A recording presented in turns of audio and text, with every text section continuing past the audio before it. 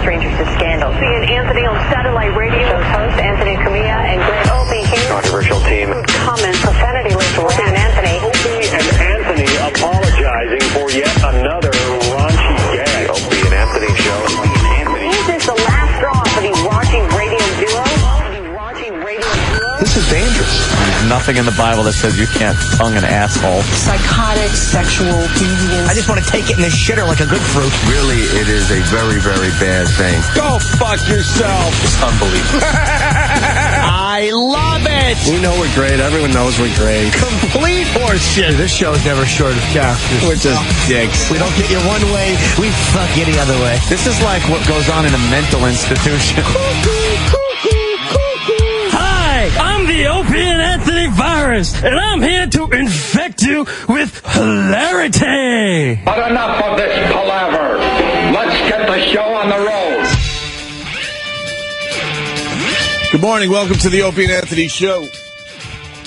Hello. That's how we start. We got a real busy effing day, man. We got Bill Burr calling in. We got Ian Halpern coming in today to talk about Brad and Angelina. Oh, what's happening with them? A book. A tell-all book. And he's a character. Is there a big thing? Is there a lot to tell with them? You better tell us something today.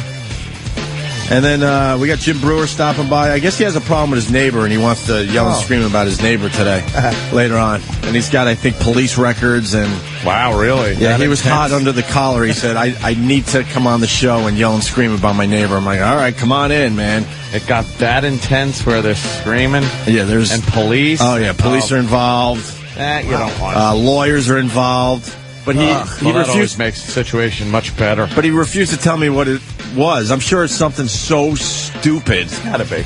That's why he's so enraged. So we'll have him on later today. And Jimmy walked into the Ecstasy of Gold music today. It was perfect. Heroic. Because he's everybody's hero today. Heroic. He's heroic. I feel embarrassed. Why do you feel embarrassed? Jesus. The Jesse Ventura confrontation video is literally, and I mean literally everywhere today. It lives. It is everywhere. Yeah, I got a few texts from people I haven't heard for a while. Just a couple, hey? Yeah. The best is reading the comments on the video because you got wrestling fans commenting, hardcore political guys commenting, Opie and Anthony fans commenting. Then, of course, the Howard Stern fans have to comment on how much we suck.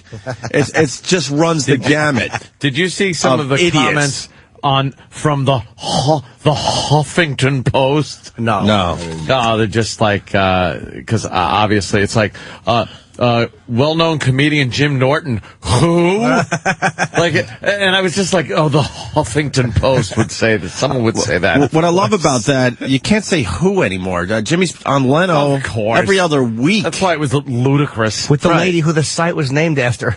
Yeah, you sat right next to her. That's right. That's right. Great. Those silly geese. As part of the panel, you actually did two of them with her, right? What a dummy, whoever posted that one. They really can't say Jim Norton who anymore. I mean, obviously in the radio world, you're huge. In the comedy world, you're huge. But now with the Leno thing, you're mainstream. So they can't say that who shit anymore. Jimmy Norton. I bow to Jimmy, though, because that was just amazing. It was amazing radio all the way around. It was a great 2 hours with Jesse Ventura. We really enjoyed having him on. Yeah, it was action-packed. I mean, the guy, he's obviously wrong on a lot of things. Yeah. And some people were saying, like, it forced me to get up off my ass and plug in some wires and actually do a compound show for the first time. Really? I don't know how long last night. Because I just wanted, comments from people and shit like that. And a lot of people were like, you seem to be agreeing with Jesse on a lot of things. I was like, yeah, I was agreeing with him, but, and then he turn around and say something that is completely off the wall. That's why I could go out on the street and talk to a homeless guy and agree with him on a point, and then when he starts eating his own shit, I'm going to, walk away. Of course. I won't agree with that. But that's why it was great radio yesterday. It went from, there was a lot of agreeing to, oh my God, this guy's insane. Yeah. And we were filming most of the Jesse Ventura segment because we know that it gets a little ugly when it comes in here. Volatile. And then, like, the point where it should have blown up, it didn't. Yeah. Everything kind of calmed down, and then pre-blow up. And then we had another probably close to a half hour of just, some good radio. And next thing you know, it got ugly again. So nobody was filming. Yeah. And Sam happened to, I got a hold of Sam and said, get in here. He turns the camera on, and 20 seconds later, Jesse got up. We lucked out on that whole thing. But unfortunately, we don't have the actual lead up to why he walked out, which was on immigration, not the war. Yeah, he was kind of annoyed with me. And I still like the guy. I still think he's a fun guest to have on the show. I mean, I honestly do. Apparently he is. He's a fun guest to have on. But a lot of people are checking us out today. What we should do as a channel, we should get the segment of the appearance where it got ugly leading up to the walking off, so people could really understand what was going on in the studio. Because the video doesn't really do it justice. The editing's a little weird because we had to put something up there. Yeah, and what the only thing I got like hate mail and I got a lot of praise mail. I didn't care though. It's people didn't like it. I understand. I pissed off some wrestling fans, some truthers, whatever. But truthers. But people that thought it was like a tough guy thing. It was like what people don't see is when we're arguing, he can be a very confrontational guy without even can be. But you know what I'm saying? It's like people persona couldn't see like when he just pushed the microphone away and sitting there kind of quietly like when we were disagreeing with him, and then I made a point to him that was kind of I thought rational and just defending why I would be for sending troops in a battle, and he knocked the microphone out of the way and he refused to talk, and it's like. Yeah, a lot of people didn't see. You couldn't see that part of it, but it was so obvious and infuriating to you. If you're sitting there, you could feel the aggression in the room, and it was he and I going back and forth. But it wasn't like he was just expressing his views and I started yelling at him. It was a heated, intelligent exchange. It really was, and Jesse got frustrated. Jesse got frustrated and said, "I'm out of here." And when he said, what was his statement? I got fucking place. They're telling me I got fucking places to go or whatever. I don't know what the exact quote is. He had nowhere to go. He admitted on our show he had another 2 hours. Dude, he said it like right before that. Because I thought he had to leave, so I go, okay, we gotta like wrap up, get the plug in for Jesse's show. He goes, tell you the truth, something canceled, so I have nowhere to go for the next 2 hours. Oh, Geraldo, right. So we went another half hour. Next thing you know, he gets up, and then we're like, where are you going? He's like, I have fucking places to go, asshole, or whatever the quote was. Yeah, he pushed the mic. People could only maybe see this at the end. He pushed the mic away.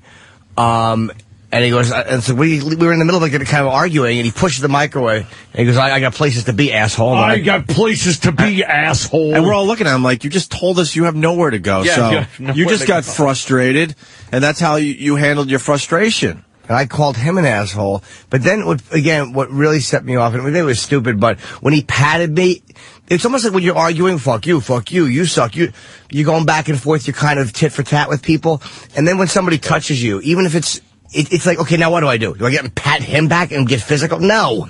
And I don't think he was being menacing. I really don't. Dude, I thought he was going to do something. At one point, I was like, maybe, but... What, are you kidding me? Of course he was menacing. He was... I just was like, I have to say something. When he walked back in the room and just dramatically drank the rest of his water, that was him thinking...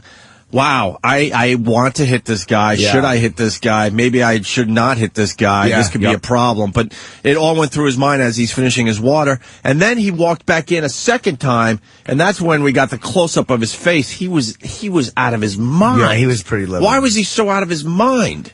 I don't know. I don't think he likes me too much. He and I have argued before, and he's pushed the mic away before. What is it about you that he doesn't like? Because I'm fuck. Jimmy gets under everyone's skin. Let's be honest with each other. I'm the type. I think what it is he hates fighting with such a pixie. It's just like some guys are good. We teased Mooney about it, but some guys are really okay with making statements and first things, but they don't like to be called out. Like I did Pete Dominic's show yesterday, who I like. POTUS. He's a liberal lunatic.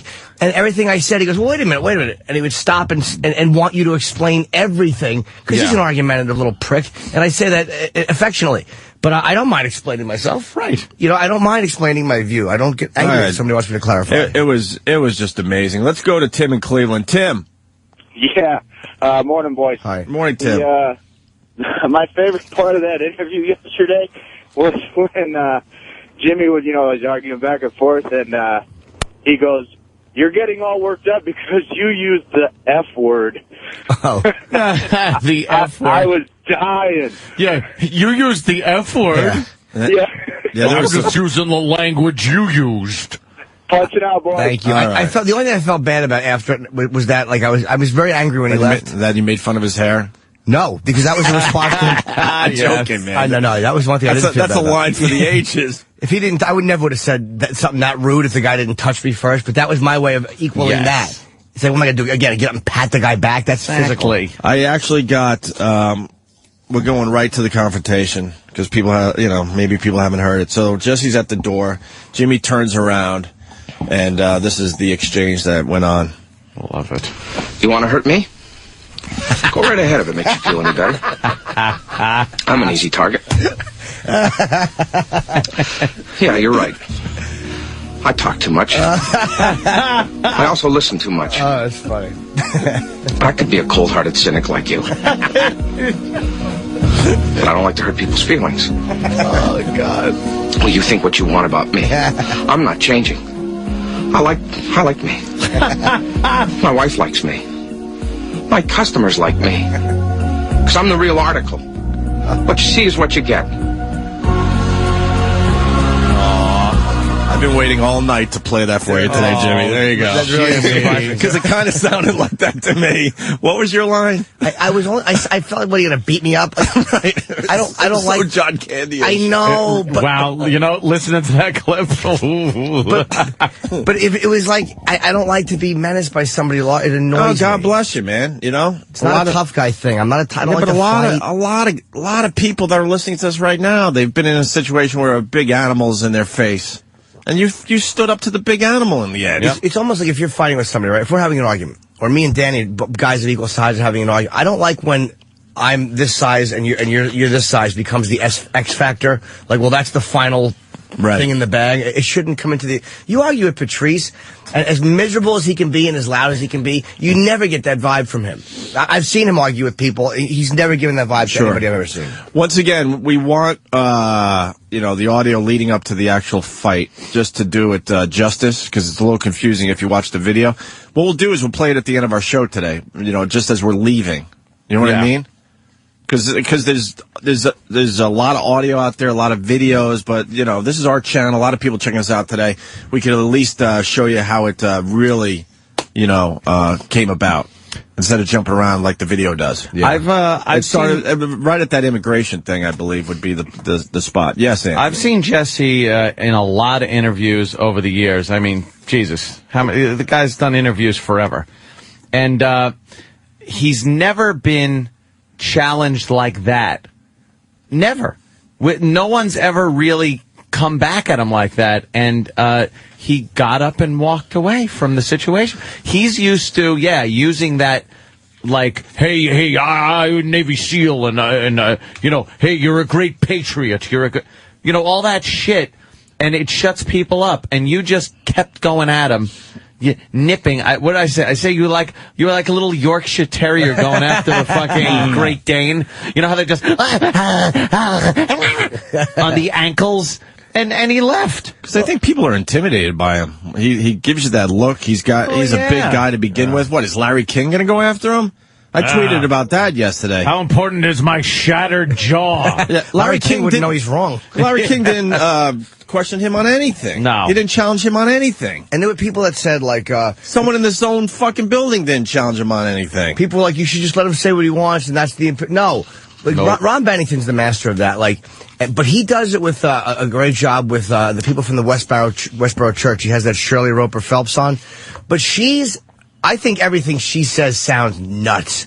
So it's like, to me, that's entertaining to allow someone who says completely wrong shit all the time to ramble. He's not like that. He's not a lunatic. He doesn't say everything wrong. He actually says a lot of stuff I agree with. Yeah. So it's like, it's not entertaining to me just to let him ramble because I'll agree with half of what he says. Yeah. And then it sounds like I'm agreeing with the other half. No.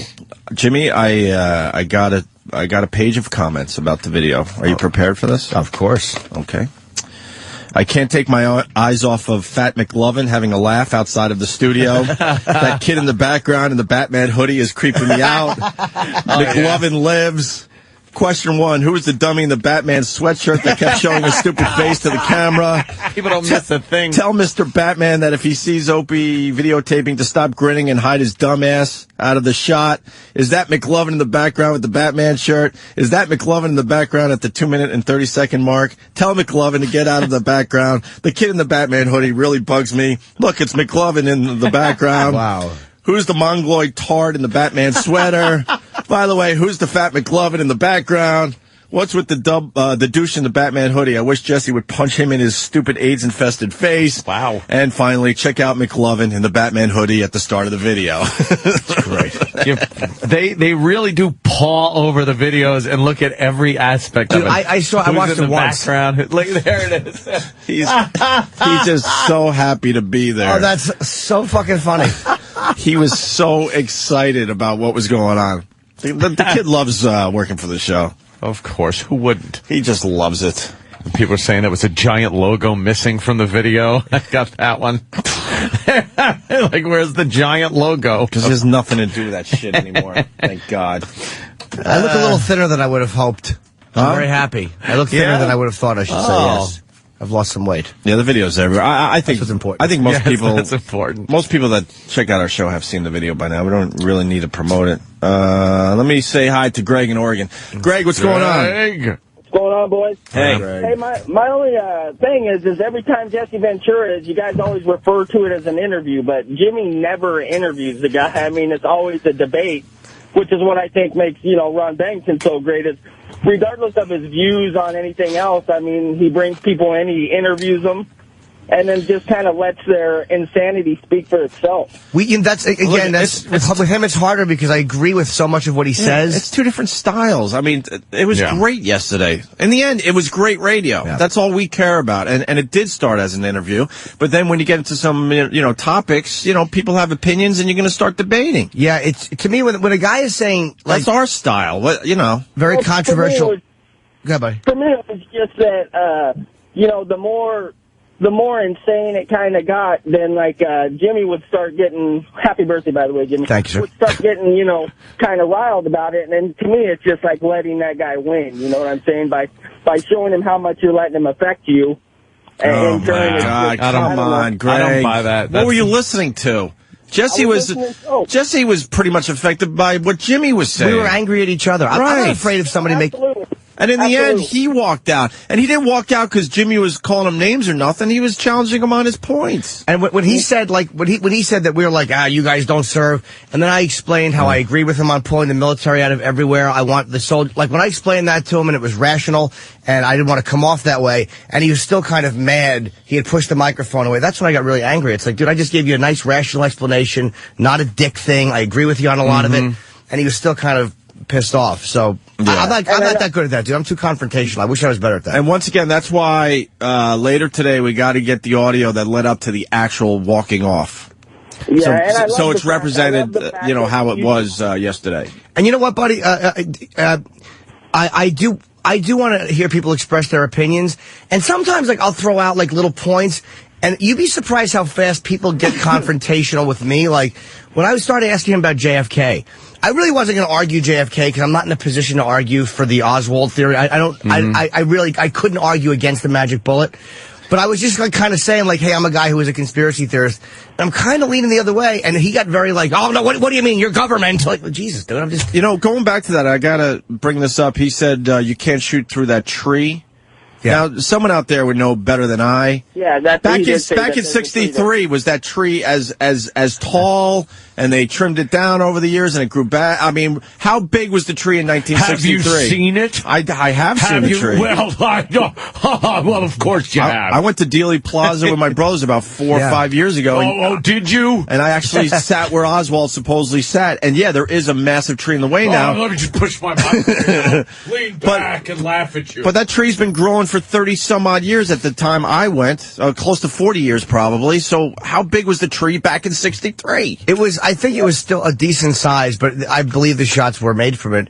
And it was like when I was saying but there were people, there was a photographer an AP photographer who saw Oswald or somebody in that window. Yeah. And then there was people on the floor below him who heard these shell casings hitting.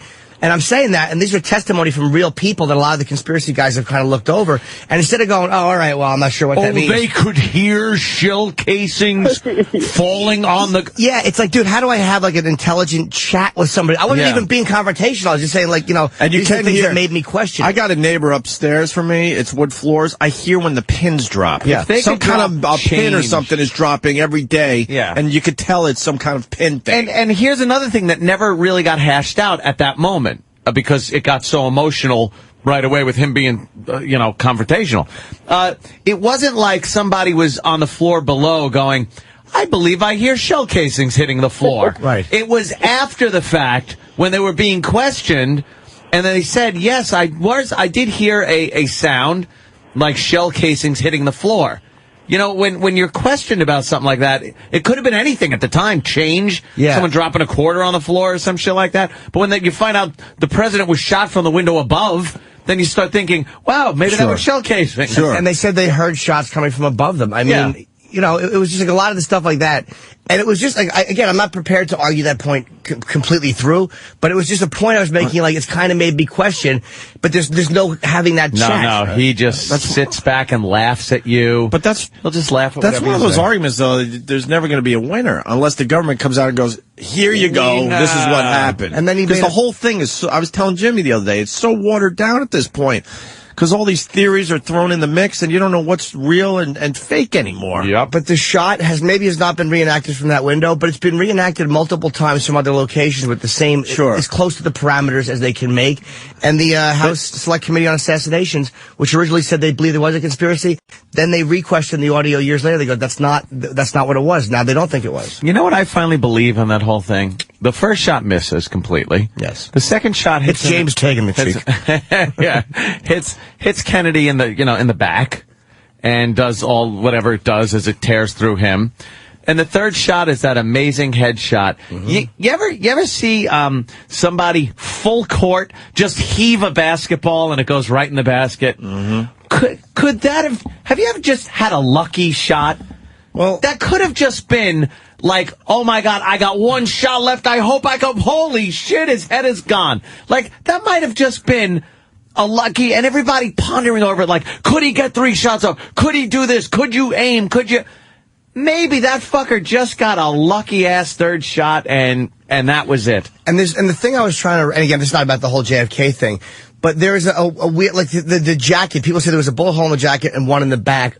Higher. They were at the wrong level. His jacket was bunched up because of the type of seat he was sitting on. And watch when he grabbed his throat. Seat. Yeah, he grabbed his throat. He also had a weird, not a girdle. What's another thing? A corset. Yeah. Which he wore because he had a bad back, which is one reason that they think he didn't fall Fucking over. Maryland. Of course. Yeah. Like, ow, my aching back, that bitch. He had a horrible back. They think that's one reason he just kind of sat there as opposed to being able just to lean over. Yeah. Speaking of Marilyn Monroe, video, smoking pot. We never got to it, but the video of her smoking pot. There's no audio though, right? Nice. I don't know. Let me see what this is. I think it is only video. We don't have to talk about JFK all day. Yeah, and you know what? Now that I think about it, we really should play. We should play the audio leading up to Ventura leaving on our live show, so we can comment about it. Yeah. So if you guys could get it down the hall, that'd be great. But I don't mean to go off on a JFK rant. I was just reading Bugliosi's book again last night. Bugliosi. He's got a name that sounds like that. I am Bugliosi. Or his name is Gliosi and he didn't do it well. Here's the Marilyn Monroe pot thing. I don't know what it is. Let's see. A home movie showing a relaxed Marilyn Monroe apparently smoking marijuana has surfaced, retrieved from an attic some 50 years after it was filmed. The footage, taken at a private home in New Jersey, was recently purchased by a collector for $275,000 from the person who shot it. That's no surprise. Everyone smokes pot and fucks. Yep. Yeah. So, no matter what era you lived in. She looks pretty there, too.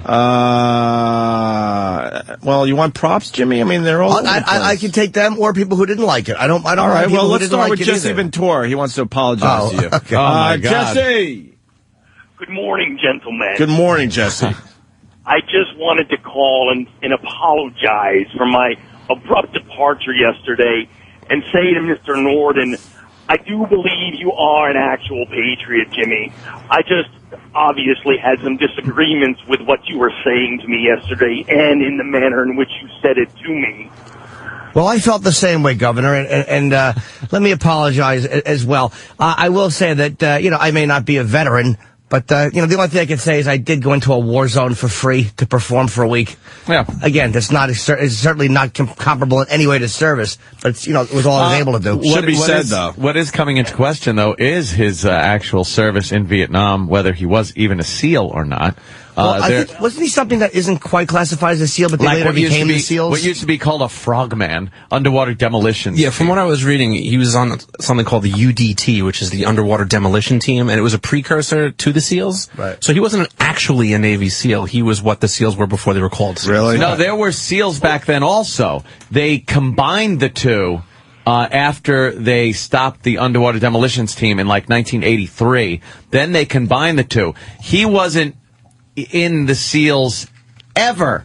It was a underwater demolitions team, and he did his time in the underwater demolitions team. And then in 83, they did away with the underwater demolitions team and combined the two and made it the Navy SEALs.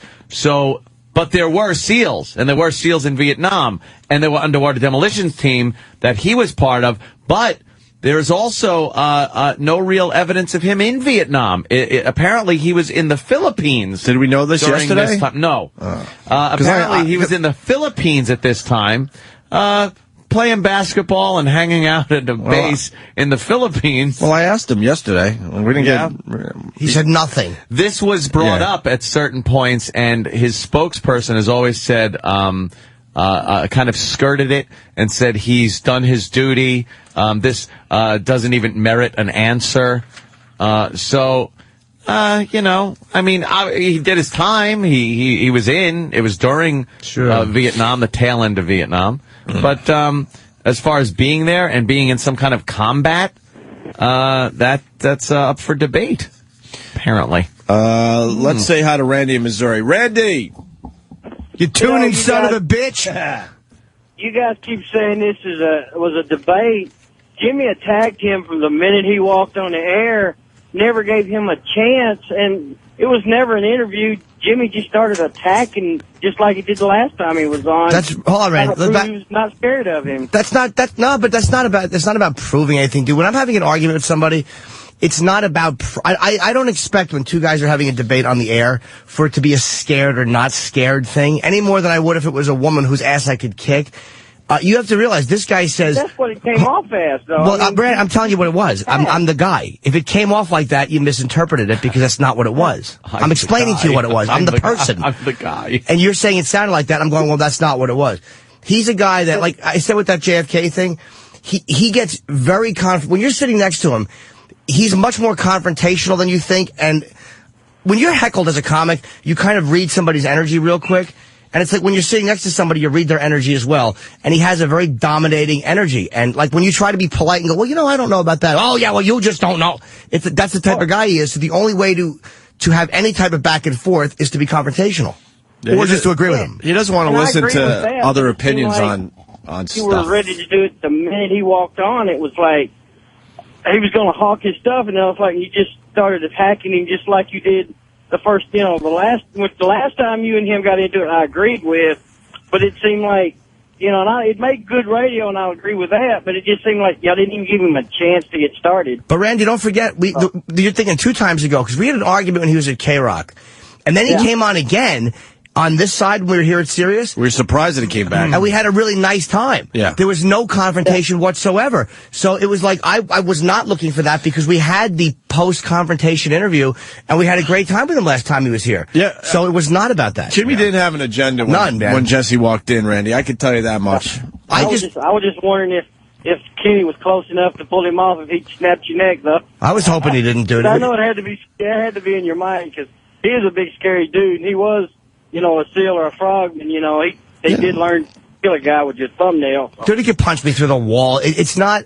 I had no agenda with the guy. I don't dislike Ventura. If he was on today, I'd still talk to him. He probably dislikes me a lot more than I dislike him. I don't care. We had an argument. With 2 guys who had an argument. I hope he comes back someday. It's very hard to get a word in edgewise with Jesse Ventura. It really is. And then when you do, he just blows it off, sits back, laughs at you, asks you questions that you could turn around and ask him the same thing. Like, 9/11, well, were you there?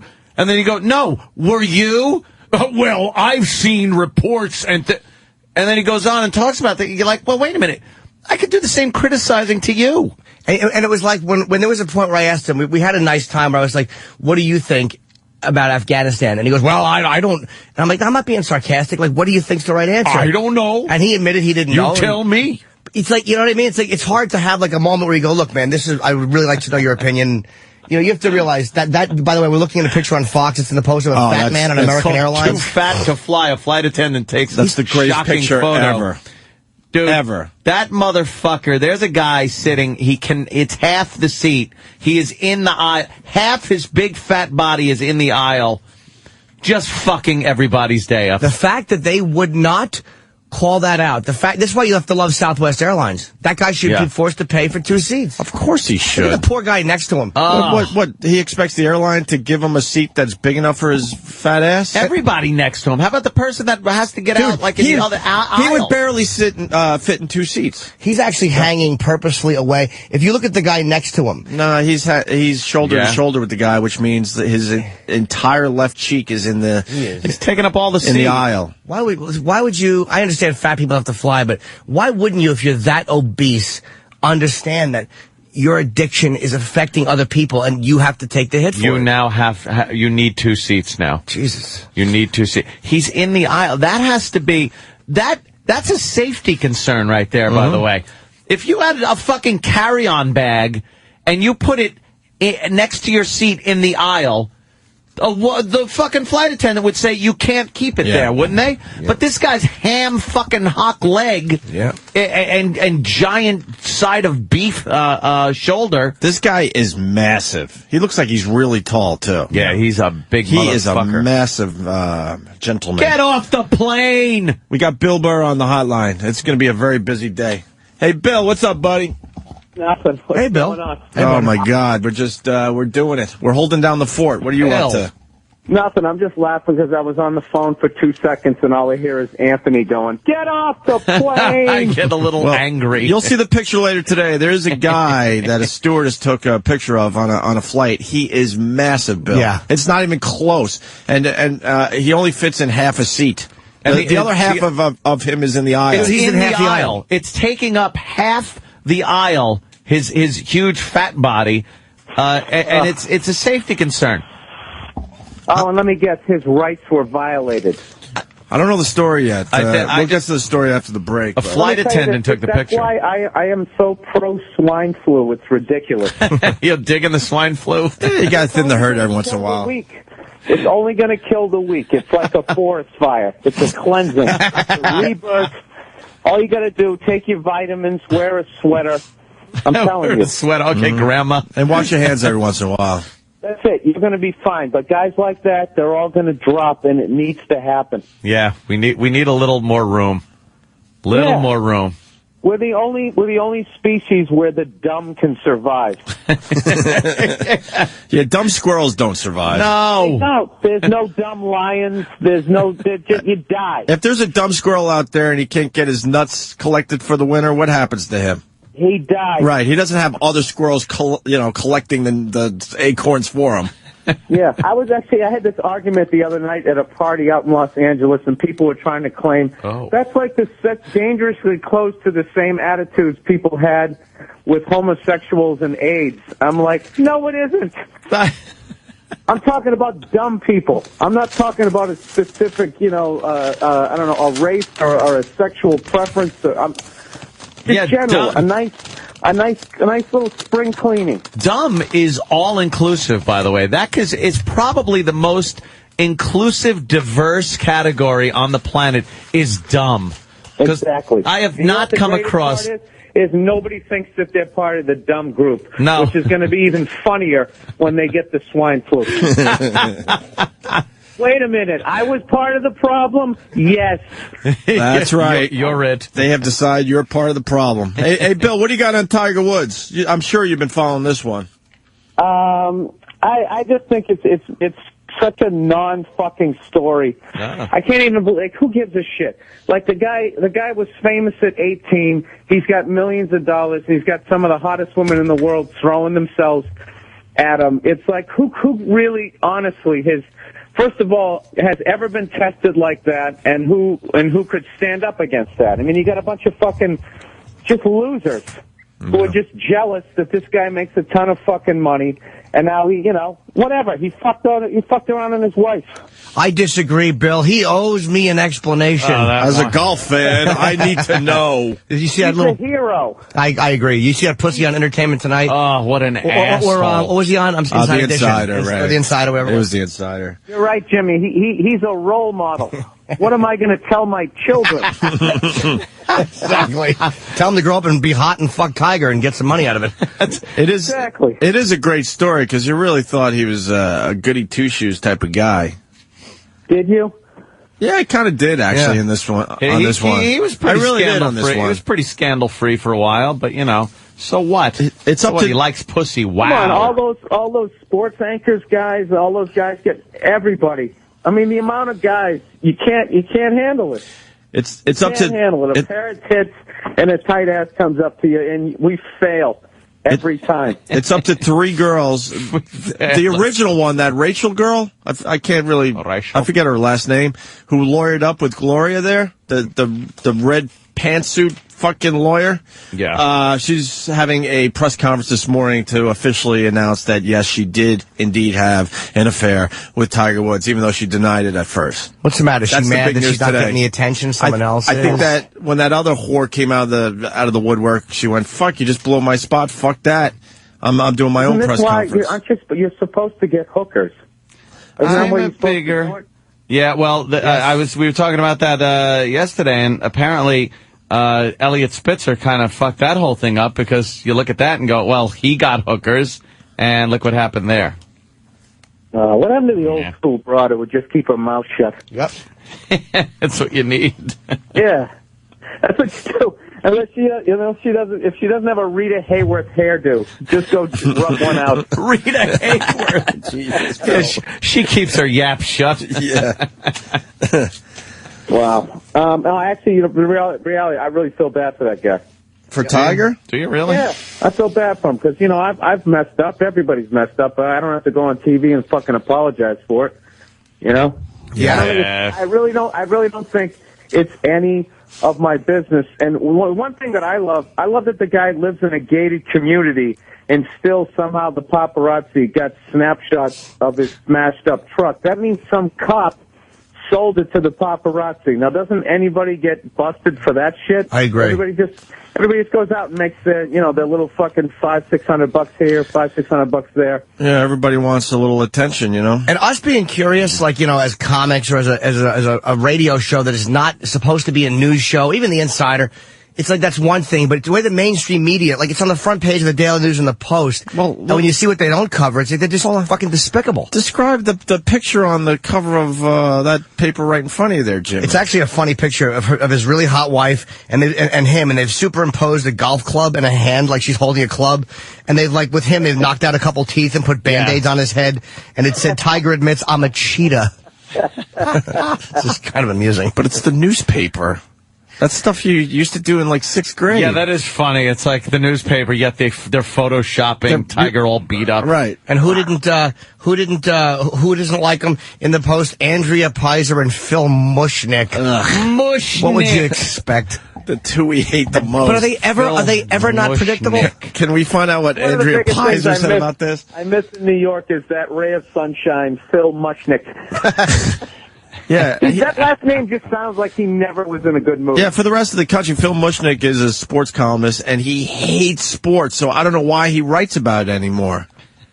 Yeah, I don't know the last time he actually had something positive to say about sports in general. He hates everything. He hates everything. That's his thing. He's like the curmudgeon. But you can't be a columnist and hate everything. He's a bore. In a mainstream paper. Maybe on your dumb blog, IHateSports.com or something. But not in a mainstream paper. I just love that Tiger's wife chased him out to the golf club. He just has them all over the place. He has so much free shit. Dude. Oh, yeah.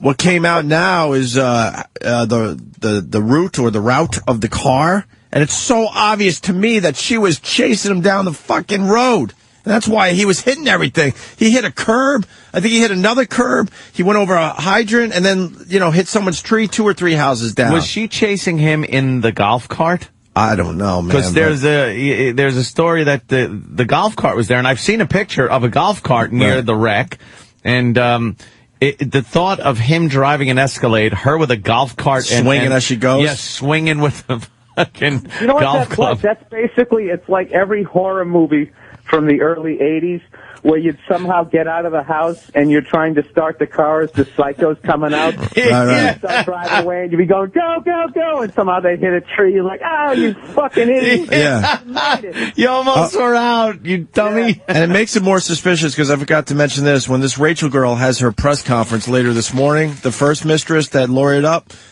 she says, it's already out there, that she was texting Tiger about an hour before the car crash, and she's saying that the wife caught her texting Tiger. The wife caught just before Tiger, Yep. with no shoes, got in his Escalade. So, come on. Oh, shoes. When you go in the shower, you turn your cell phone off. You got to take it with you. Take it with you into the bathroom. Bill, what else is going on with you, man? I left my shoes and my golf clubs. That son of a bitch, what the fuck is his name? Phil McConkey? What the hell's that fat guy's name out in Long Island that listens to your show? I don't know. Somebody from Moonach, Pat. Oh, Pat from Moonachie. Jesus, you really messed that one up. Yeah, Pat from Moonachie. That fucking guy guilted me out of giving away that AC/DC box set. Now I'm doing Christmas shopping. That's like $200. That thing that turns into an amp. Yeah, we all got the cool AC/DC box set, and Bill gave his to Pat because he felt guilty. Oh, what did you do? What are you doing? I was literally thinking I'm like, what the fuck? I'm doing all right. I thought the thing was like $80 or something. Yeah. So now I'm trying to order one, and because my address out in Los Angeles, I don't have an apartment number. It's and a half. Oh no! I live on like 9.5 whatever yeah, street. What the fuck is so that? it's not registering. What do you live? The Threes Company? Address, so You're in the Threes Company apartment. Oh man, what was he like? Oh, hey, thanks a lot, Bill. Oh, that's nice of you. Thanks. He's probably living in it now. Yeah, of course. He says, I'm reading it here. He goes, sounds great. Yeah, he's loving it, Bill. Bill, it just sucks to be a nice guy sometimes. I know. See, that's what I get for being a nice guy. It seems easy just to be an asshole all the time. Bill, it's like and then you get to keep your stuff. It's like the name of my CD. Nice guys finish last. Oh, well. That's my new CD where I just beat everybody up so I can finish first.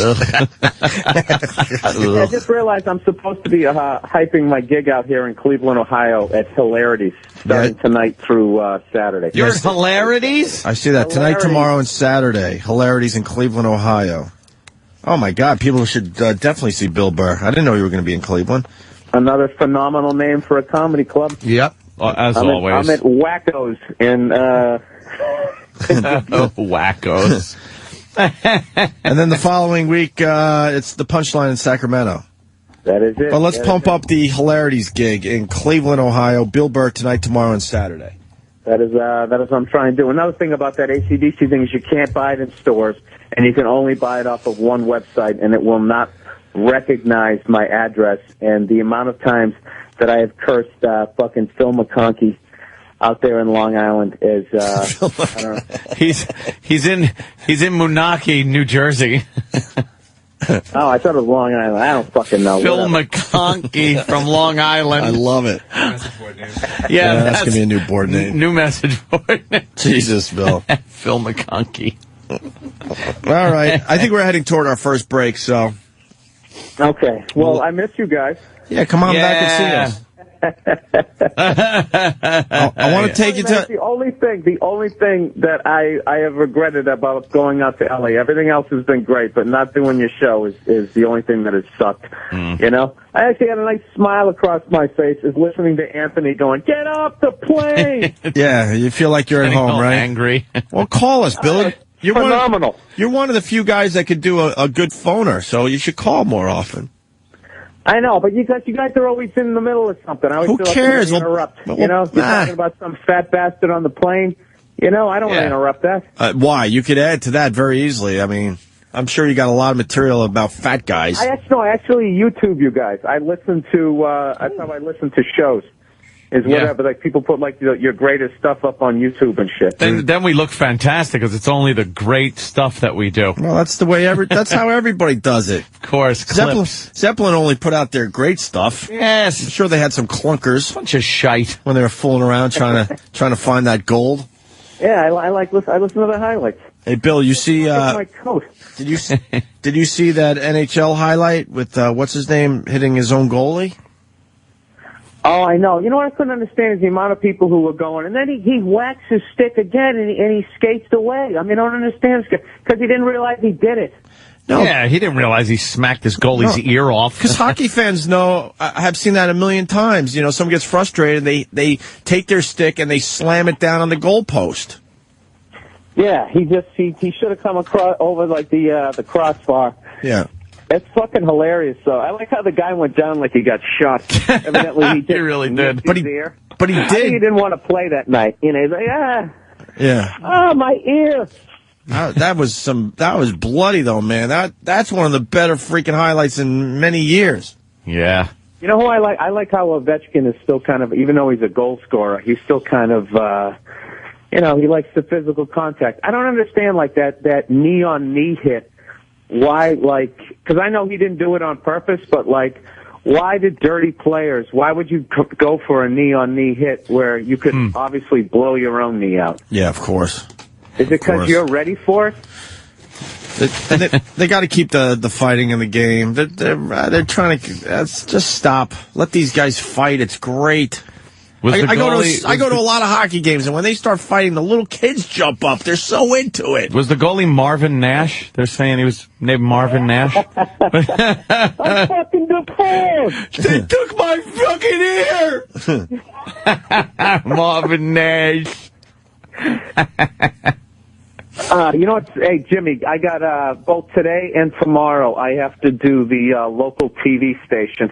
Oh.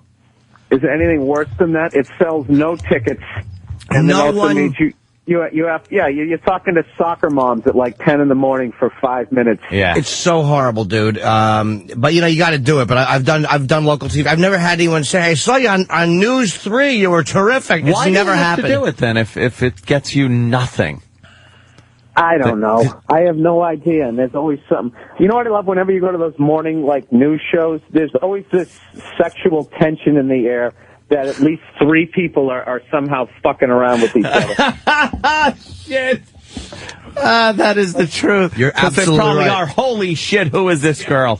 Oh, my God. Oh, my God. Oh, God. Jesus Christ. Sorry, Bill. There's a very chesty girl on TV. On Channel 11 who is really cute. And look at the tits. And what the fuck is going on with the news? It's porno. The news is porno. They're competing with the internet. That's how they should do the Tiger Woods show. They should show 12 pictures of women that hot, and then just be like, this is what happens to Tiger on every hole as he's shooting. Yeah, exactly. She's part of the Jets flight crew. The Jets 2010 calendar is out, and this is one of the bruds. Danny, find out which one she is, and I want pictures. Part of the Jets flight crew. Can I ask your Jets fans how their A Star is Born quarterback is doing? I'll tell you. Here's the latest, Bill. They brought in Joe Girardi 2 days ago. This was a huge story in New York to teach him how to slide.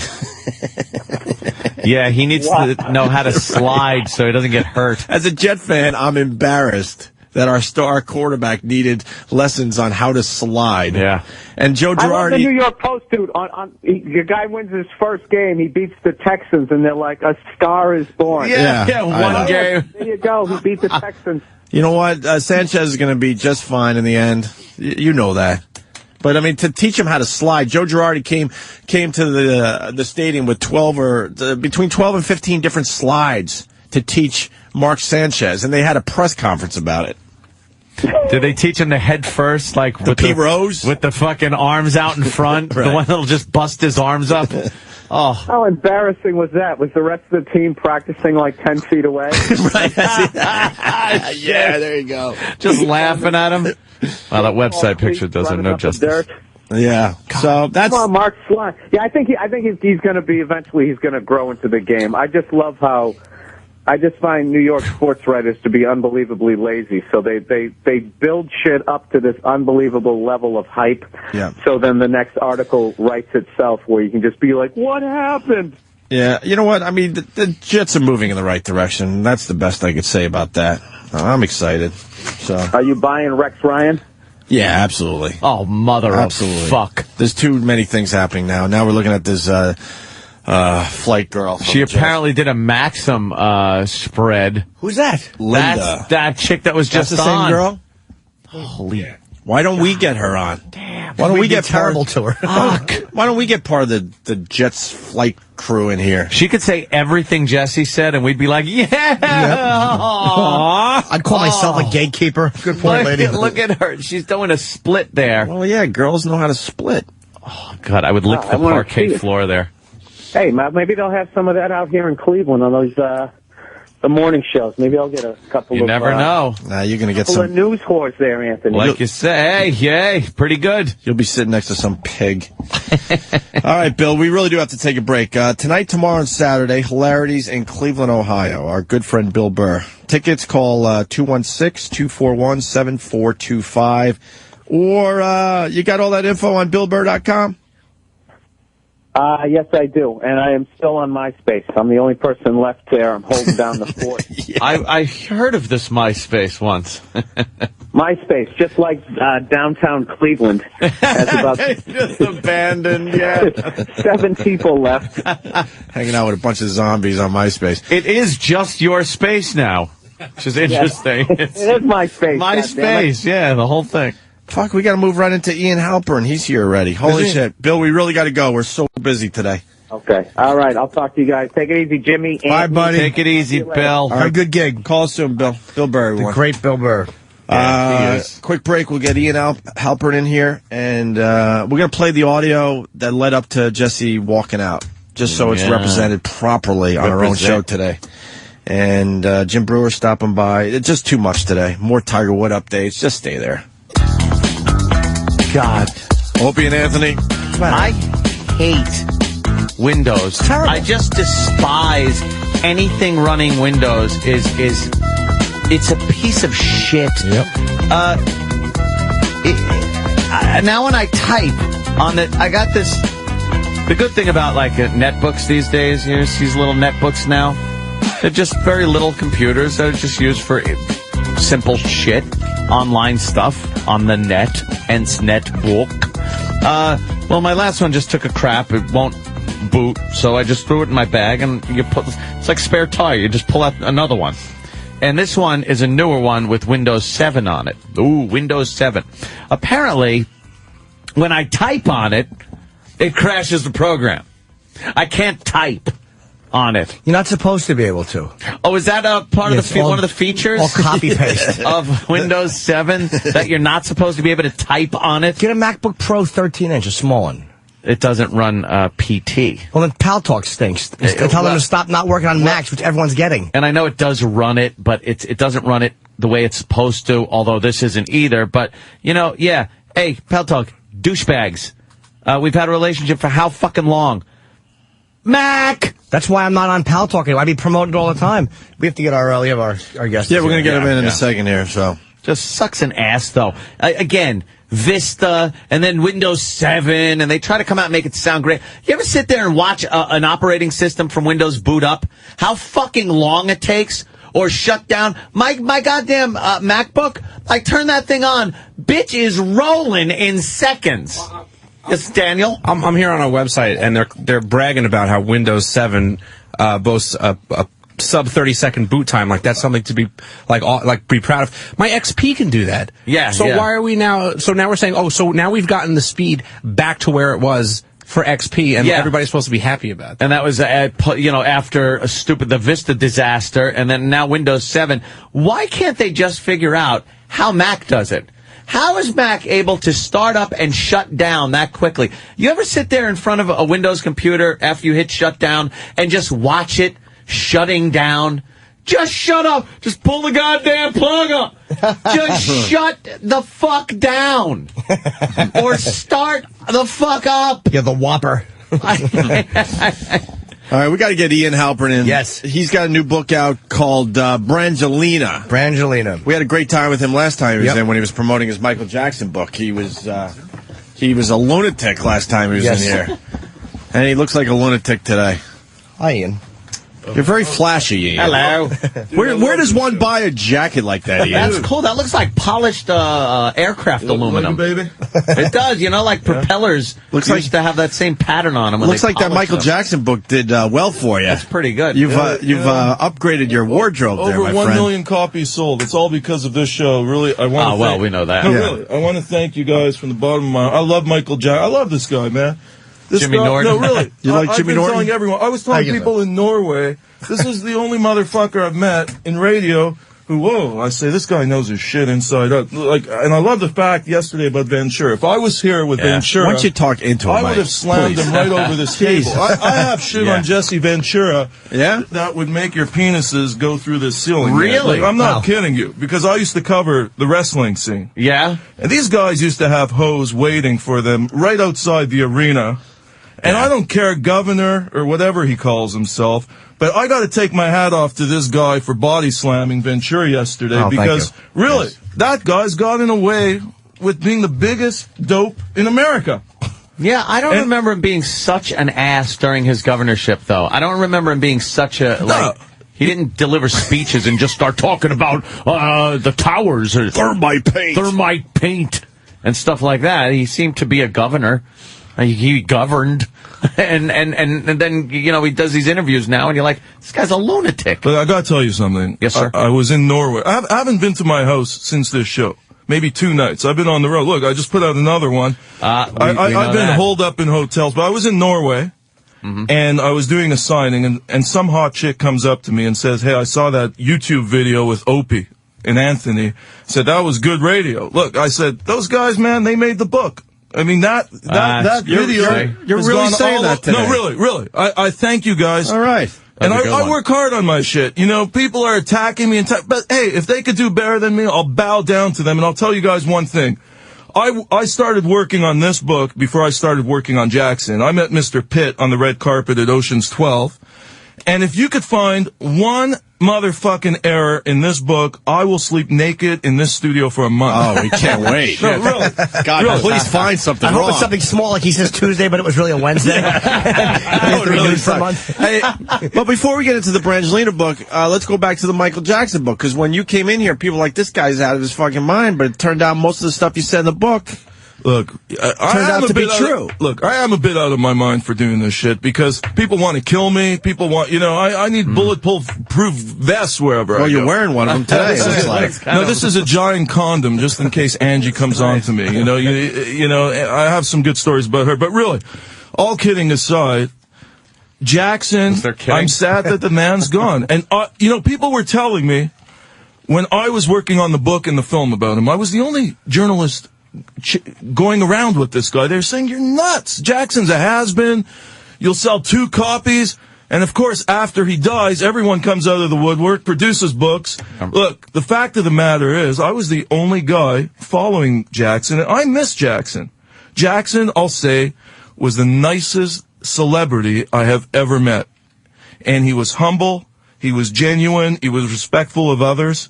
And I miss him. And I think it's atrocious what went down. Yeah. And, now the Jacksons brothers have this reality show coming out. Oh, no kidding. This is... Yeah, can you believe that? They weren't going to get a reality show unless their brother dropped dead.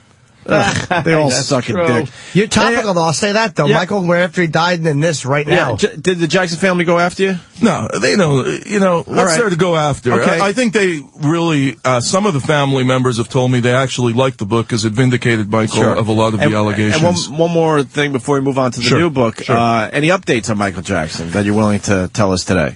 Well, I do say this. There haven't been any charges filed yet.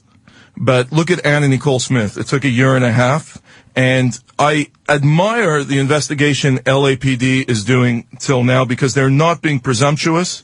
And I think at the end of the day, you will see multiple people charged, just like in the Anna Nicole Smith case. And hopefully there's going to be justice because no matter what, Conrad Murray, he administered Diprovan in a residential setting. That's illegal right away. No matter what, he's got to be charged. And then there's a slew of other people who've got to face the music as well. Look, Jackson's irreplaceable. I'm really saddened by what's gone down. And the fact that so many of these vultures, when I predicted 6 months to the day that he'd die, they should have taken me seriously, not book him 50 shows, and put him in a proper hospital, get him the right help. It was just look, I'm not Nostradamus here, but two people in Jackson's... Nostradamus, what happened? But no, really, like, two people, they used me to get the story out, that things weren't kosher around Michael Jackson, and that, people were trying to loot him out of his estate, and that he needed help. He shouldn't be launching a comeback. Instead, what do they do? After my claims come out, make world headlines, they book him 50 shows. And that was atrocious. If they would have listened to me, Jackson would be alive today. Whoa. That's absolutely. A bold statement. No, really. Absolutely.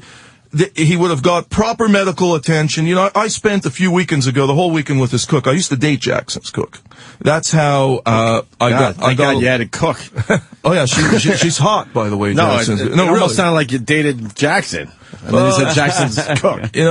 Jackson, he's not my type. But his cook, she's hot, man. She's, You still dating her? No, we're very intimate friends. Cool. She's got hot boobs, though. I'll tell you that. No implants, nothing. Oh, nice. So how many pages do you have on Tiger Woods, you jackal? You know what? No, seriously. What do you got on Tiger Woods? I got to tell you this. It's a good question. That's a great question because we're really good someone came to me 2 years ago. See, I always have about 4 or 5 projects in development, and usually what's a project? Two like books, movies. Hey, I'm Canadian. I would love you so much more if you didn't have that Canadian accent. We remember that Canadian thing. So, someone came to me 2 years ago with all this stuff on Woods, tapes, testimony, and I said, look, I don't think it's going to go anywhere. Like, hey, sometimes you miss the boat. I definitely missed the boat on Woods.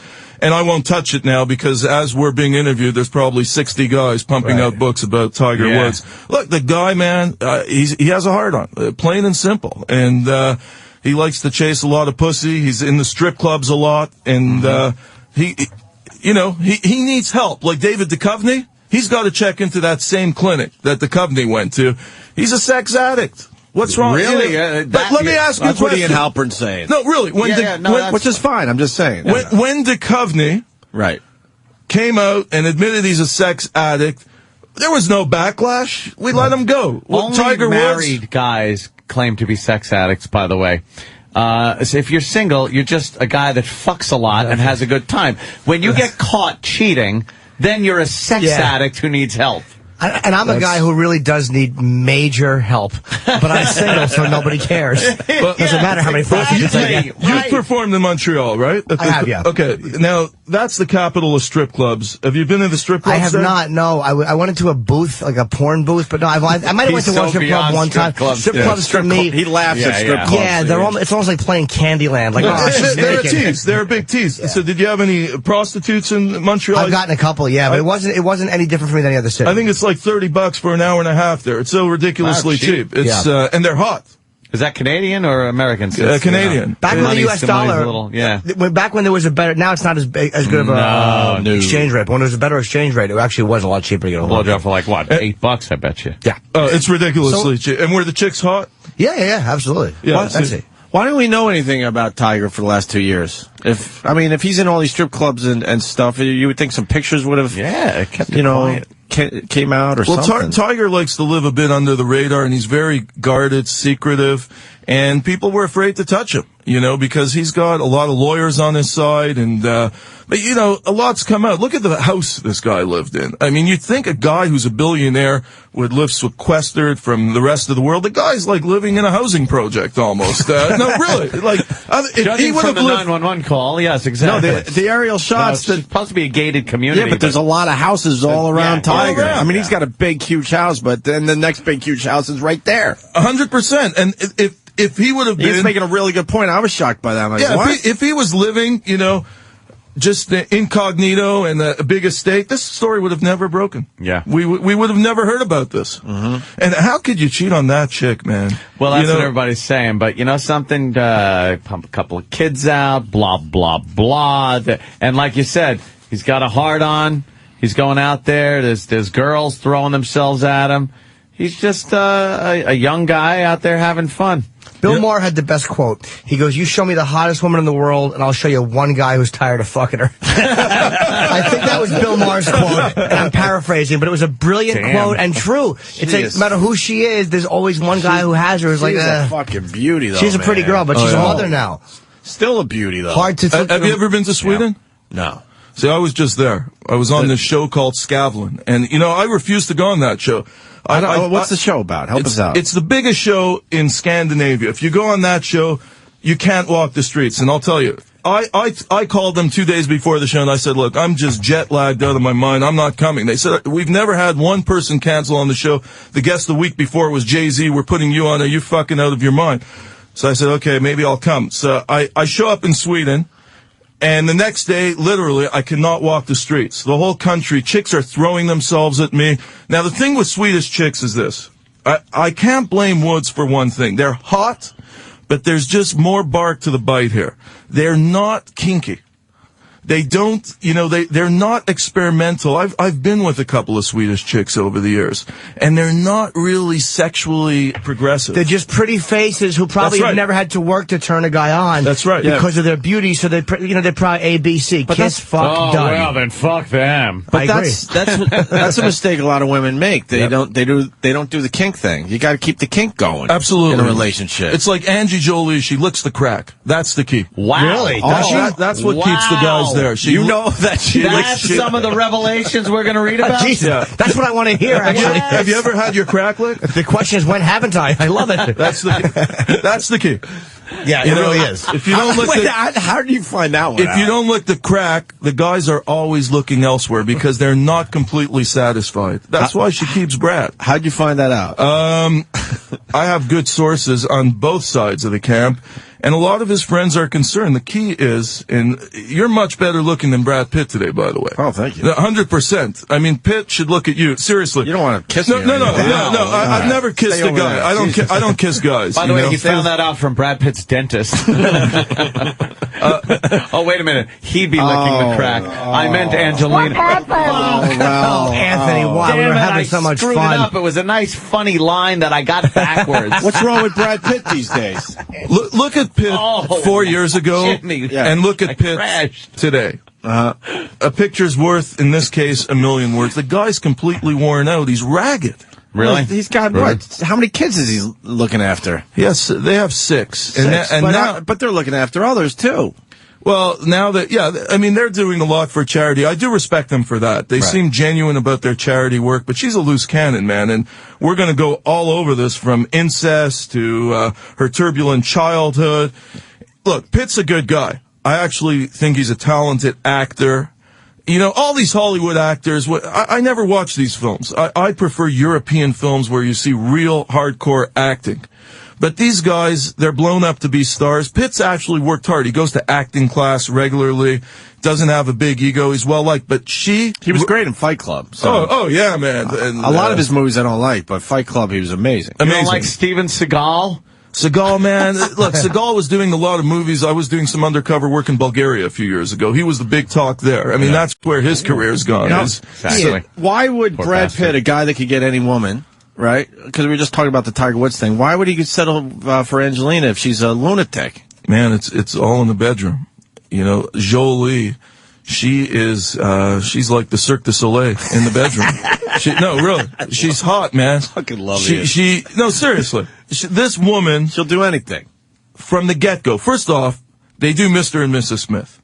Jen Aniston actually meets Jolie a short time before the filming starts, and she says to Jolie, I hope you have a great time filming this movie with my husband. Let me tell you, they had a good time.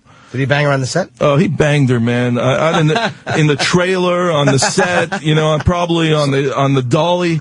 Look. All right, hold on. Let me slow you down again. So, what was the problem with Jennifer Aniston and Brad Pitt? Well, the women out there are like, oh, that's the couple right there. I'm Team Jen. The thing is with Aniston, did her pussy smell? No. Opie's been claiming that for years. This guy knows everything. Do you know who Aniston's godfather is? I don't know. Come on. David Schwimmer? See, I'm promoting this guy. I promote this guy now all over the world. I said I've never met a guy who knows every fact on everything. I honestly do not know. I didn't know that. Okay, let me give you a clue. She's Greek. Her godmother. Her godfather. Onassis. She's Greek. Is it Aristotle Onassis or Telly Savalas? Wow. What the fuck? What happened to DNA? I would have guessed Stavros first. Wow. That's some fucked up DNA right there. That's the Godfather, right? Godfather. Wow. They're not Godfather. Well, her father was in the... what soap opera was he in? Days of Our Lives? He had the weird mustache. Yeah.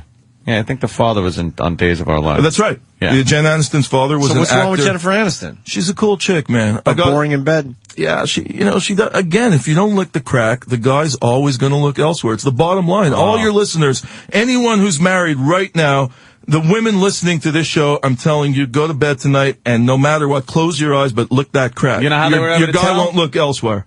How? Her dentist. What did her dentist say?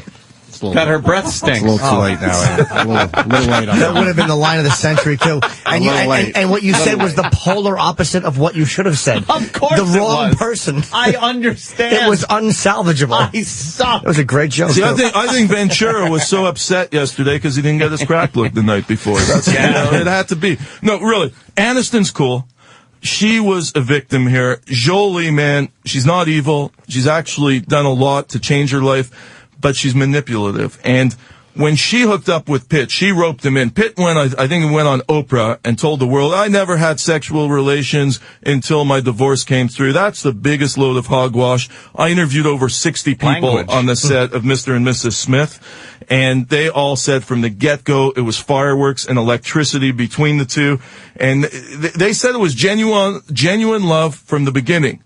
But Jolie has a history of what magicians call, she's a master of this, misdirection.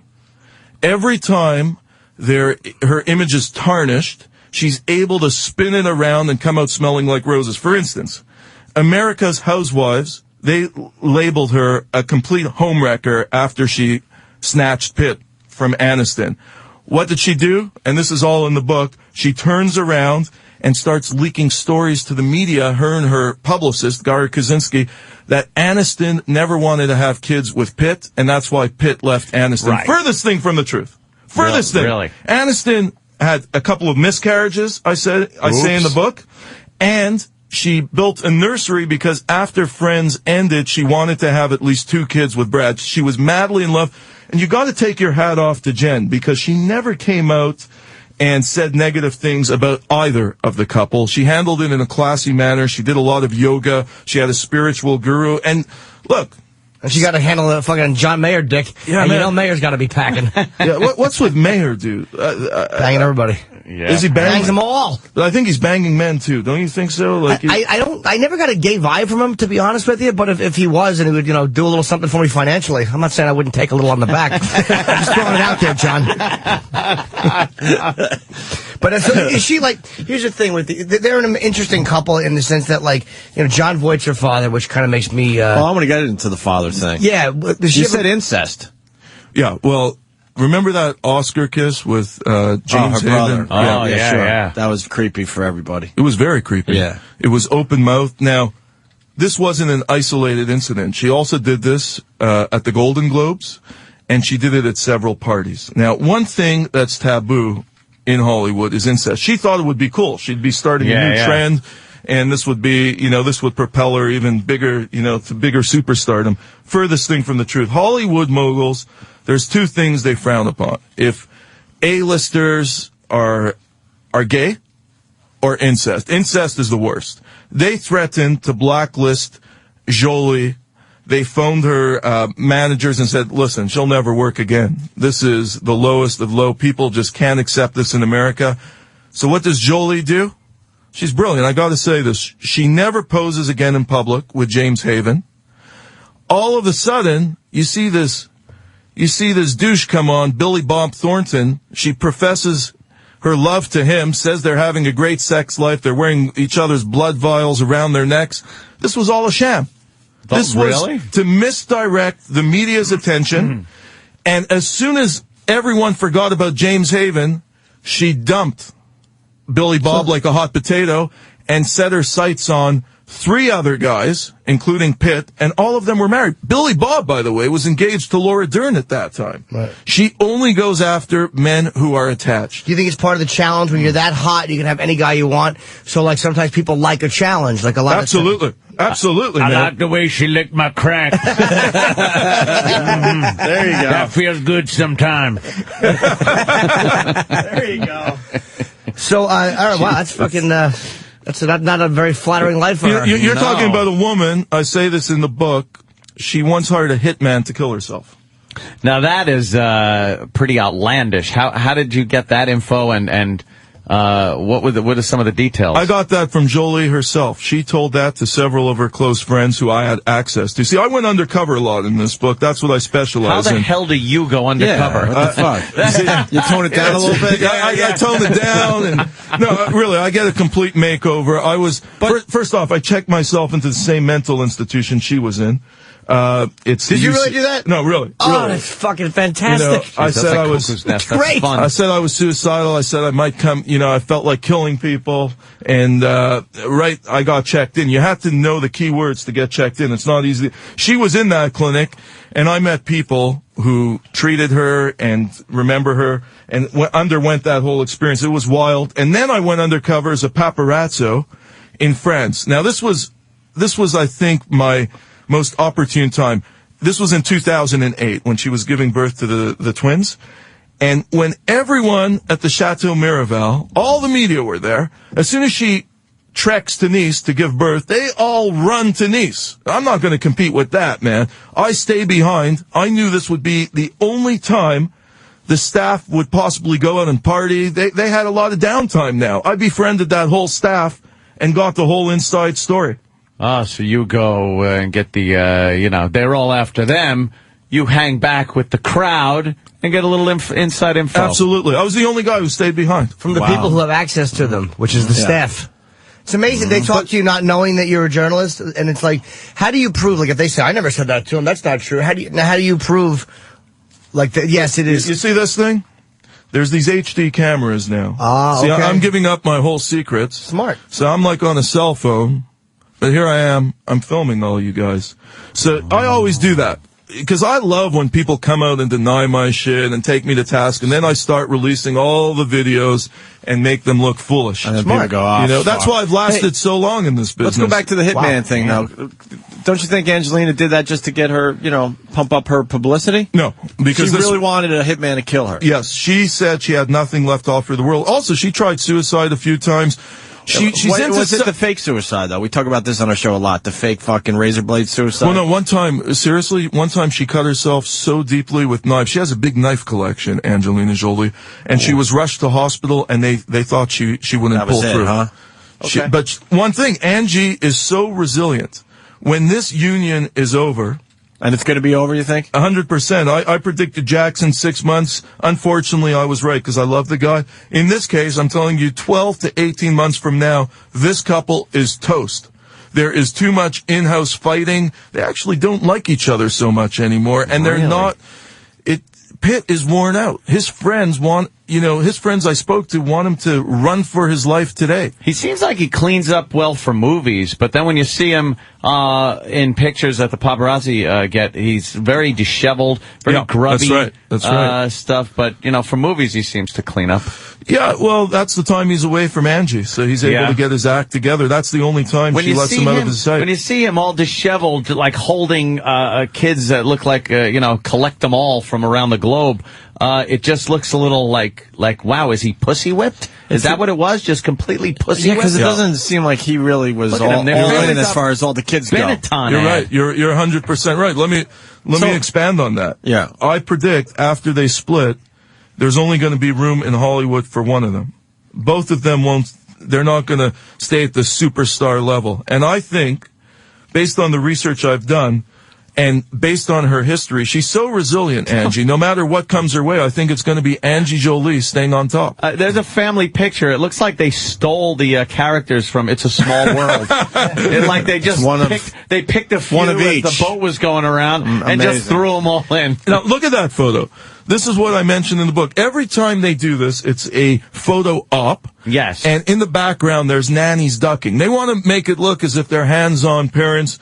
The nannies, they're either ducking in the car or ducking in the photo. When you have nannies calling, the kids calling nannies mommy. Oh, really? Oh, that's not a good sign. I mean, do you guys have kids?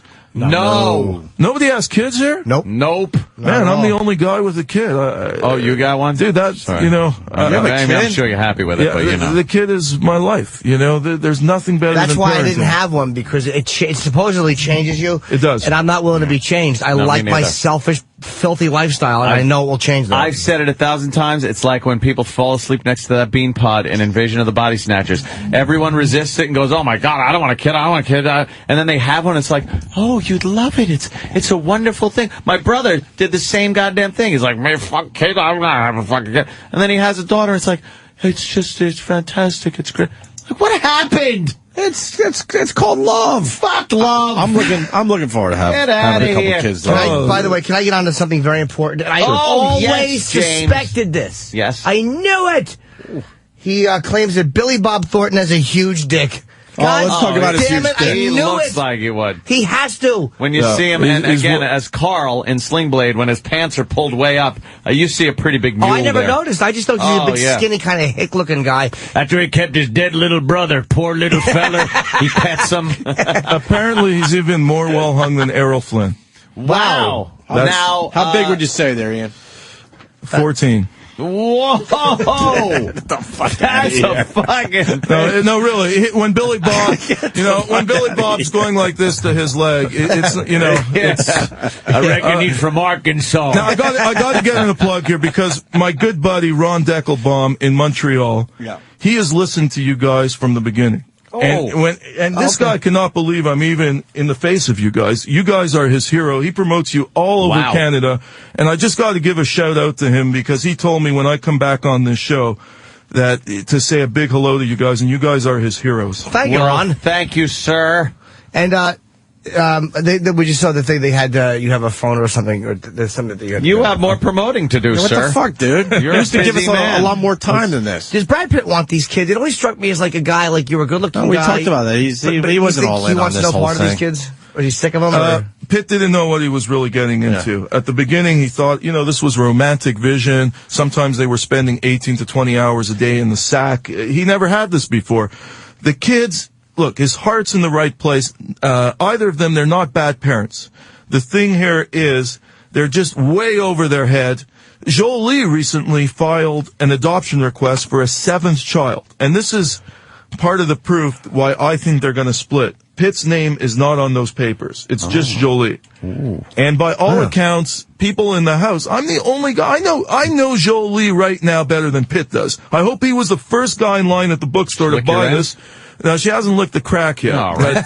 But man, I have story after story about her and I tried to make this a very balanced, fair account. So a lot of the stuff, unless there was extreme corroboration, I couldn't put in the book because I don't want it to be some hatchet job on her. Because she has tried to turn herself around. The stuff she said about John Voight, it's ridiculous. What did she say about him? Because I didn't hear. She said he's wasn't a good father. However, I did my research. At the Oscar speech, Golden Globe acceptance, she thanked John Voight, said he was an incredible father, and he was always there. She fell out with him after because he said publicly, look, I think she's going back to her old ways and is going to end up in a psychiatric institution again. I interviewed so many people who grew up with this family, and painstakingly, I tried to discredit Voight. I was not able to. Everyone around that family said Voight put the kids before his career every and each moment. And I think John Voight, I hope he's listening to this today. I have to defend the guy because that would be nice to know he's listening. Yeah. John Voight. Jeez, wow. Have you ever had Voight on the show? Would love to have him on. You got to get him here. You got to get him here to talk. He'll do it. Somebody's got to follow the request to have John on this show, and he will talk about it. This guy was the greatest father you could imagine, and Angie Jolie. This stems from her days at Beverly Hills High School. Everyone I interviewed who went to school with her said, "Look, this chick, she could be your best friend one day." The next day, if she doesn't like you, you're toast. She'll badmouth you. She'll have you, just persona non grata in the whole school. And she could flip on you like a dime. And that's pretty atrocious. So is it like her character in Girl Interrupted? Well, you know what? Is that an accurate depiction? Yeah, it's sort of like that, actually. It's not a bad analogy. She is a what was loose the other cannon. movie? Geely or... Gia Karangi. Oh, my God. Yeah. That was a cool movie. Yeah. That was you would like that one, Ed. And let me tell you something. She's had so many flops. If you check out her filmography, she has had one flop after the other, and I gotta admire her. I respect anyone in media or art who's been in this 10 years plus, and no matter what comes their way, they just keep going. We all fall off the bike. But if you get back on and ride, hey, that's the key. It is amazing when you think about her. Like, I can't think of...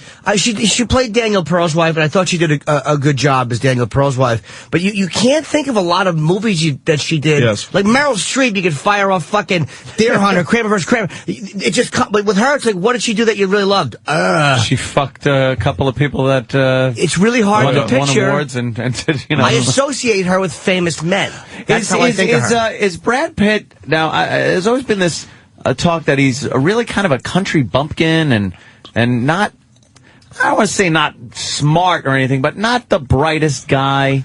That would be not kind smart. Of a thing. He's not the sharpest type of smarts. You know what I mean? Not the sharpest knife in the drawer. No, definitely. Look, the kid is really. Yeah. He is a good kid. Everyone, the reason why Brad He's older succeeded. Than you. Yeah, look. There's calling him a kid? Okay, there's no shortage. You're right there. There's no shortage of good-looking people who show up in Hollywood off a Greyhound bus like Brad Pitt, and you could just yank them and try to make them a superstar. Brad actually, to his credit, he takes his craft seriously. He has. That's the difference. It's the difference. And what puts him over the top. He studies film religiously. He pays tribute to all his predecessors, and he goes to acting class. And he hasn't burned bridges. He's a liked him in California with Duchovny. I thought he was really good in that. And George Clooney loves the guy. So apparently. Yeah, what's with that? What's up with Clooney? Yeah, what's up with Clooney? Licks what's his up crack. with Clooney? What's up with George there, Ian? Yeah, I don't know about Clooney, man. Look, I've met Clooney a few times. One time, the first time I met him was in front of... Seems like he gets a lot of broads, huh? Hey, it seemed the first time I saw him with a chick around each arm. I'm not in front of the Formosa Cafe in L.A. Oh. He was a chick around each arm, and it seemed, and they were jamming. Because he's George Clooney. He's George Clooney. For fuck's sake. But what's up with George, right, Ian? Yeah, that's it. I don't know about reading George. your eyes. Yeah, you got it. You got it, man. I ain't got saying it, man. shit, and Ian ain't saying shit. Wow. But I'm saying, what's up with George, right, Ian? All right. I know, man. You're good. He's looking down now. You got it. You got it. Opie's going to be twittering a blind item later. Yeah, that's it. Hey, out of everything you said today, the one thing is making people really pissed off. They're saying bullshit. Brad Pitt left Jennifer Aniston. Wait, because she didn't want to have kids. Is somebody saying that? Yeah, they're pissed off that you're saying the opposite. What's the name of that person who's saying that? Bullshit dudes. Pitt left Aniston because she didn't want kids. That's K9 Craig. And all right, K9. K9. Let me tell you something right now. Right now, K9. Open your eyes. Smell the coffee here, because the fact of the matter is, you are just being brainwashed by Angelina's propaganda. It's Angelina who put this out. There's Jill Nicolini. You know that chick? I know her. I met her on the. I was on the Sally Jesse Raphael show with her. Really? Yeah. Hold on. Years ago with Nicolini, man. What you got on Jill? And what happened? Oh man, I have a lot of stuff on Jill, but I won't say. Jill's a smart woman. She has like a. Really? Oh yeah, she has like a 4.0 GPO. Oh, really? Tell us one thing about Jill. We don't know much about her. We've talked to her a couple of times. Oh yeah? But I always thought she was pretty hot. She used to date Garth Snow. She came up to to Montreal to visit Garth me. Snow? Yeah, he's the Played GM for of the the Islanders. Islanders. Oh, right. He was okay. a goalie for the Islanders, too. Really? How long did they go out? I think a couple of years or something. Really? She used to be the Islanders girl. Was she? Oh, right. The ice girl. She was Yeah, the see, ice she's girl. on the weather right now. We have all these Traffic. Traffic. Yeah, she's doing traffic, and Holy she's shit. hot. She still has her look, you know. Yeah. There she is. What, Wow, She came up. Well, I'll tell you give one us a thing. good tidbit about her, because we've been fans for years. Well, okay, I got to tell you this. I hope she's not listening, but Probably not. She's on the air. Doesn't know much Let about her this rip. show. But one night I did end up in bed with her with my ex. We had a little, but I didn't have sex with her. I didn't have sex with her. But her and my ex were just going at it all night. Oh, she loves women, man. She's a great woman, though. Excellent. You can't just say that, Ian. Are you? No, well, you asked me. It's Jill won't deny it. I hope she's not listening to this, but I love Jill. Jill's Pop a couple of pictures up, Danny, because put in like Jill Nicolini and see if we can get a couple of pictures of her up there. I'm so happy. Because maybe pop that one up. That's a good picture right there. Oh, holy smokes! Wow. Yes. Look at that. Are you serious? Yeah. Wow. Man, you're a lucky guy. Yes, Well, he was. Does she blew it like everything else in his life. The bringing another woman into the relationship thing didn't work for me. Does she like the crack? Well, yeah, everybody. There you go. Tit for tat with the crack. That's great. She's a good woman. I met her. No, really. I met her. I was a guest on Sally Jesse Raphael. Look at that. And, holy, whoa. And you'll notice in every photo that she's happy with him, she's holding alcohol. Man. Holy, I had no idea. Yeah, that ended when she came into my bedroom one morning after leaving the night before, and I apparently had a girl in my closet. Another girl from Canada, by the way. Are Canadian girls hot? Yeah, I like Canadian girls.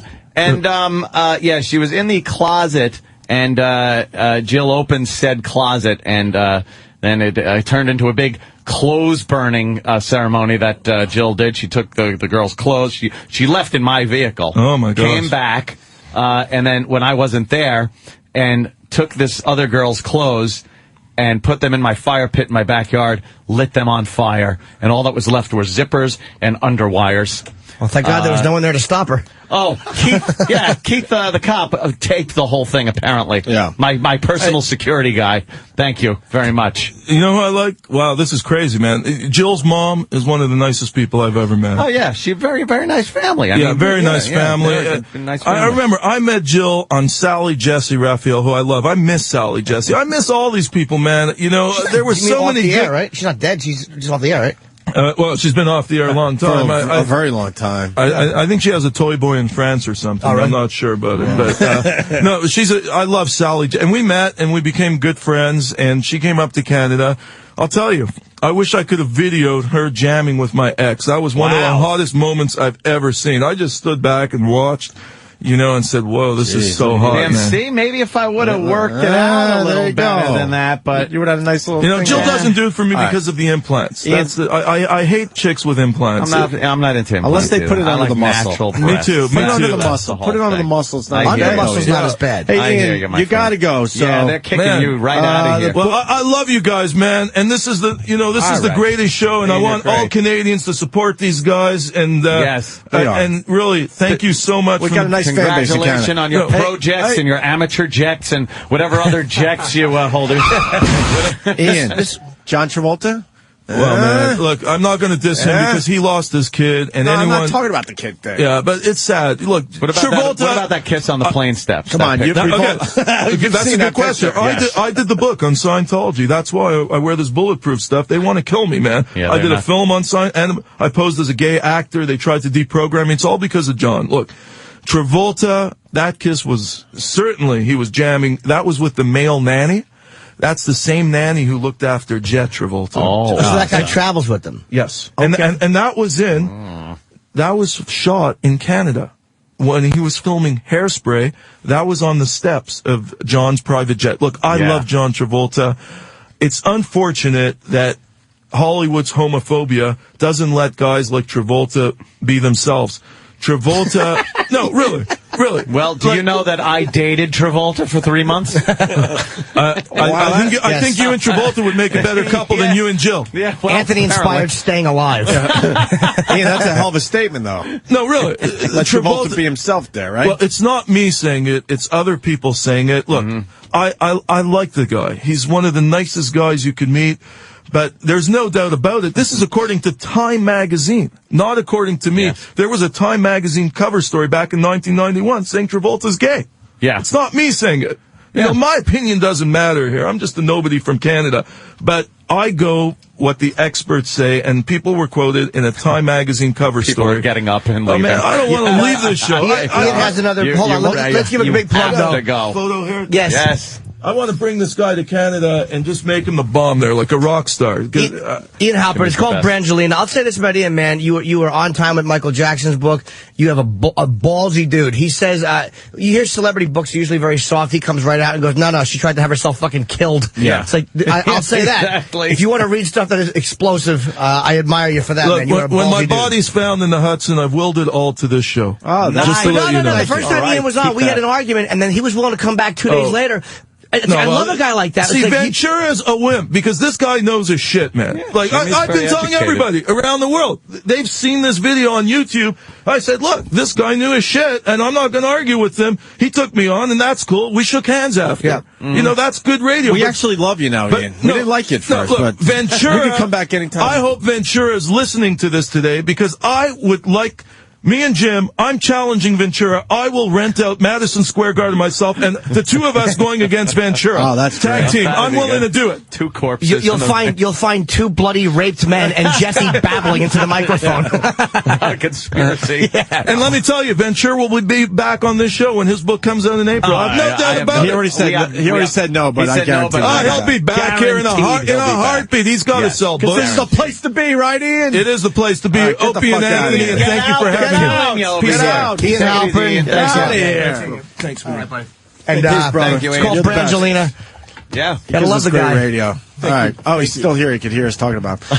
Ian Halpern. Yeah, the book's Brangelina. This is Suzanne Callahan from the New York Post, who's one of the most up-and-coming greatest writers you'll see. Like, you know, I'm telling you, writers like this, I take my hat off to them. They're the next generation, and she'll be on this show with her books. She's amazing. Did you have her in Canada? No, we're good friends. I'm just a fan of hers. Oh, okay. And I All asked her right. to come along today. And can you have your publisher send us like maybe one or two? They sent one book for the whole radio show. It's a recession. All right. No, seriously. Find the goddamn You know, you're lucky you even got this. They wanted to recession. You know what? They wanted to send it in a Word file to you guys. Fair enough. Cut it up and section it off. Pass it around. I think we're going to be good friends with Ian Halpern over the years. That fucking guy does great radio. And I tell you one thing, man. He says that it's refreshing to interview somebody. He never gets sued because he knows he backs up his shit. Who isn't afraid of at least fucking backing up what he said in the book. No, look, I tape people saying this, so go ahead, come after me. All right, we're going to take a quick break. When we get back, we got the audio that led up to Jesse Ventura leaving the show because it's not represented properly on the video that's pretty much everywhere because there's 20 minutes missing, which was just the way it was filmed. We didn't know at the time. Right. We try to film when we can. We filmed a little of the Ian Halpern thing. Conspiracy. But we weren't able to keep the cameras rolling the whole time because this company doesn't understand that this show really needs a visual element. We had a nice visual element that they took away from us. There's a lot this company doesn't understand. They don't understand half the shit. They weren't working that fucking video yesterday whatsoever. No. And now it's all over the goddamn world. Someone told me I'm on a serious... Some mentioned to me as John Norton. Is that true? Some fans said, who's John Norton? I don't know that. John Norton. I'm not going to kill the PR department until I know that that's true. All right. But it wouldn't surprise me. But when we get back... John Norton. Unless that's my title for most women. When we get back, the audio that led to Jesse leaving the show, so you could really hear what went on and led up to it, okay? And Breuer stopping by today. Our last guest of the day, Breuer's going to be talking about his neighbor. He's fucking pissed at his neighbor, and he's got lawyers and police reports, all sorts of shit going on. So he'll explain when he gets here within the hour. Opie and Anthony and Jim Norton. Couple of quickies. First of all, you didn't wish Ozzy a happy birthday today. Did not know it was his birthday. What's wrong with you? Oh, December 3rd. Shit. There you go. God damn it, I did know that. 61 years old, Ozzy. Is he 61? Yeah. Wow. 61 years young. Amazing is right. Also, the Nets did it. We don't talk NBA basketball much on this show, but when you got a team that sucks as bad as the Nets, you got to pay a little attention. Sure. They have officially set the record for the worst start to an NBA season ever at 0-18. Do we need the audio on this? Probably not, right? What is it? I guess real fast. It's 30 seconds. There's a new record for start of the season futility in the NBA. New Jersey's Nets dropped their 18th straight game Wednesday night, losing at home to the Dallas Mavericks 117-101. The Nets eclipsed the 17-game record shared by the 1988-89 Miami Heat and the 1999 Los Angeles Clippers. Newly appointed coach Kiki Vandeweghe was not on the bench for the game. He makes his debut as the replacement for the recently fired Lawrence Frank on Friday. The Nets were never in this game, as the Mavs made 17 of 19 shots in the second quarter when they opened up a 27-point lead. Not many fans were on hand for the game, and those that were showed their displeasure with the current state of the Nets. Wow. This team is really bad, too. They're getting blown out of all these games. Which I would love to have heard, like, the crowd or something, a booing, or perhaps the call of the game, and somebody going, well, nice. That's it, the buzzer, and then the announcer's going, well, that's a, let's not get that guy going, blah, blah, blah, blah, blah, blah, blah, blah, blah, blah. You know what? He's one of our go-to guys. We got to find another go-to guy. Sucks. I hate listening to that guy's voice. But there you go, the Nets 0-18. And then an update on the remove your hat guy. Yep. Remember the remove your hat gentleman? It's legendary on this show. What's the story? You got a 100-year-old woman, or she was about 98, 99 at the time? I think she was like 101 or something like that. It was ridiculous. I think she's 101 now. Really? How old a bitch was she? Let's find out. But how old was that bitch? Well, she was owed. Yeah. And if you go to YouTube, Opie and Anthony Remove Your Hat is a video that does very, very well. It's just goddamn hysterical. That will somehow haunt us. Yes, of course. So she's getting out of an elevator, and there's a gentleman. A gentleman, yes. As she gets out of the elevator, and she has a walker. And apparently they have a little chit-chat. Yes. And he belts her on the side of the head and knocks her over. Well, what it was a trivia contest, and she answered the question wrong. First prize was gumballs. Second prize was a shattered jaw, and with fucking chicken grease on it, and your fucking wallet stolen. The worst part is where he just holds her like her chin and gives her 2-3 good pops to the face. Yeah. Wham, wham. And then she then just the knockdown goes down. shot. The knockdown when her hair goes flying. Yeah, that shock of white hair. Oh Jesus! And down goes the old lady. Peter Graves hits the ground. Yeah. Peter. You ever seen a grown man naked? But this guy fucked with three women. This broad who was close to 100 at the time. Another one that was, I think, in her 80s, and then another one that was a bit younger, but all troublemakers in the neighborhood. Yeah, of course. I don't know who said it yesterday. It might have been hats. It might have been Anthony, but it just shows you how bad our legal system is. Because finally, this was 2007. 2 years ago, this happened, and finally yesterday they sentenced this animal to 75 years in prison. Don't forget they didn't catch him for a while though. Well, for a couple weeks. Yeah, it was no time. And 2 years it took? 2 years they couldn't figure out that this guy was guilty, especially with the videotape they had. 2 years of taxpayers' money, and I'm sure his motherfucking defense attorney trying to say it was the drugs or the upbringing or racism or whatever the fuck it was. He's bashing old ladies in the face. How about you have a speedy trial and put this guy behind bars for... Yeah, 75 years is pretty exactly. How did they catch him? Because that video is, honestly, you can't see his face in the video. How did they get this guy? Oh, my God, denture cream on his knuckles. They just found... Surprised you didn't say denture cream on her knuckles. Yes, I know. I always do that. What is wrong with it? I'm so eager to get it out. Boy. Oh, I don't know how they caught him, but joke dyslexia. But the headline is he's finally going away for like 75 for the rest of his life, and it took 2 years, which unless he gets out, some politician will probably be like, oh well, let him out, and then he'll. Speaking of which, last night I tweeted the fucking dead cop killer pic. I got it in my text. Somebody texted me that picture. Well, we all got the same cop friends. Yeah, and then during the compound show, I popped it up so everybody could see it. And, the poor gentleman seemed to have had a couple of extra holes in his body. What was weird about that picture, it's a photo of a dead guy with holes in him, but they're covering up his dick. Yeah, because I guess that was too offensive. That's very offensive. You don't want to see his dick. I mean, You don't want to see this weenie. Wouldn't you cover up the body? No, you want to see the dude. They trust wanted, me. Most people wanted to see this guy's dead picture.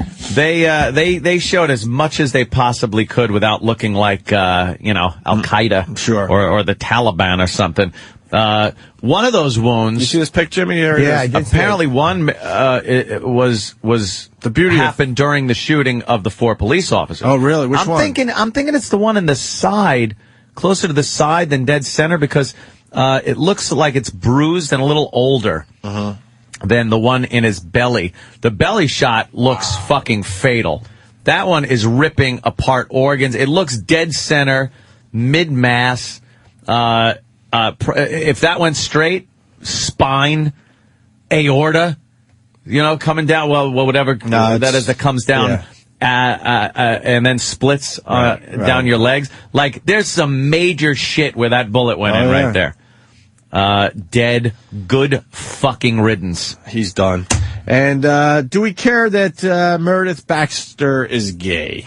I remember her as Meredith Baxter Burney. From Family Time. Yes. Yes. She's a lesbo. She decided at 60 that she's gay? Well, she's no longer Meredith Baxter Burney. Now she's just Meredith Baxter. She's been in what, a gay relationship for 7 years or something? Actually, yeah, I really? think so. I have no idea. Late in life, I guess she got bored and. Did you have a clue that she might be gay when we were watching that Family Time? There was something weird about her. Like, I never found her attractive. She had some weird look to her that wasn't. When she was younger, she was pretty, but there was something kind of odd about her. There was that one scene that was actually weird when Skippy came in and she grabbed Tina Yothers by the hair and said, "Hey, wash your face with my pussy." I didn't see that episode. Yeah. That was kind of that was one of the Christmas specials. Very special episode. Extremely special episode. Wow. But she's all right. Well, good for her. Whatever. Now she should announce it's just odd that why are these people announcing they're gay when they're old, man? Well, she was married and everything. She decided 7 years ago that she was gay. Before that, she was like a hetero. The hell's that all about? I don't know, man. If she announced it earlier on, she could have got some quality pussy. Yeah, she probably can still as Meredith Baxter. Doing those now. You see the latest picture of her? Yeah. That time. We say it all the time, but it is a bitch. You know what happens with all of these fucking sitcom actors and actresses that you remember from your youth? They are all hawking insurance plans on television now. That's their gig. They're sitting with a fuzzy camera in front of them on a little chair, sipping some tea, going, "I have to supplement my Medicaid." With blah blah whatever kind of insurance is. That's all they're doing now. Or like Lindsay Wagner selling her goddamn inflatable mattresses. That fucking I'm I'm 20 years. The best one I think you brought to the show is the Sally Field. Sally Field. I could give a shit about her Utz pretzel bones that are apparently snapping if you blow on her leg with a Boniva.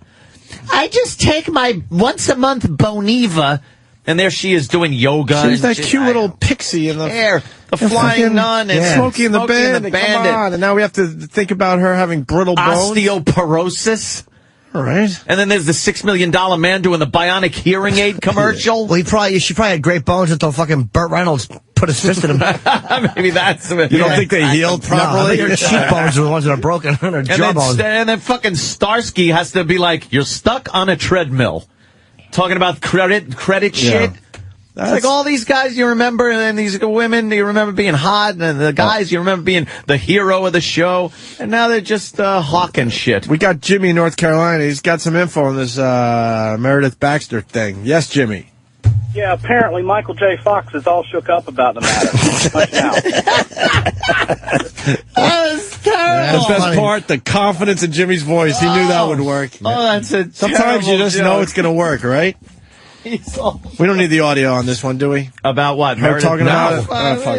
No way. Do we care? No, of course we don't care. Unless she's spitting pubes out every other line. I decided to be a lesbian. Yeah, she's talking like Hyman Roth. So I said that. I'll know I have a partner. If the double dong dildo's on the table.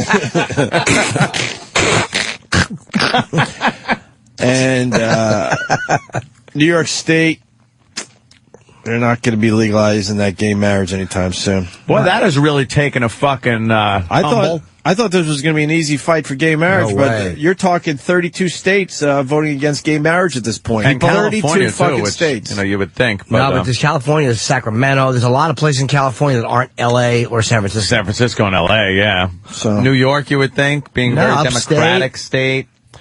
But, yeah. Even a lot of Democrats are against it, which I think is ridiculous. We're going to have to go back to the drawing board. That's a tough fight. The tough fight continues. Now, we get back to the Jesse Ventura. I got the audio in front of me. I know we're going to go to Jimmy in a second here. The audio of what led to Jesse leaving the show, because the video, which most of us have seen by now, it's everywhere, doesn't really do it justice because we weren't rolling. So we got the audio portion where you could see why Jesse walked out finally, okay? Yep. But before that, you have a problem with our pal Richard Huff. Yeah, it's not a... Richard Huff calls our show from time to time. He's in the Daily News, right? Yeah, he writes the Daily News. Writes about TV and radio and entertainment and whatnot. And they gave me a cool little mention. I didn't even know I was in the Daily News until Kenny told me.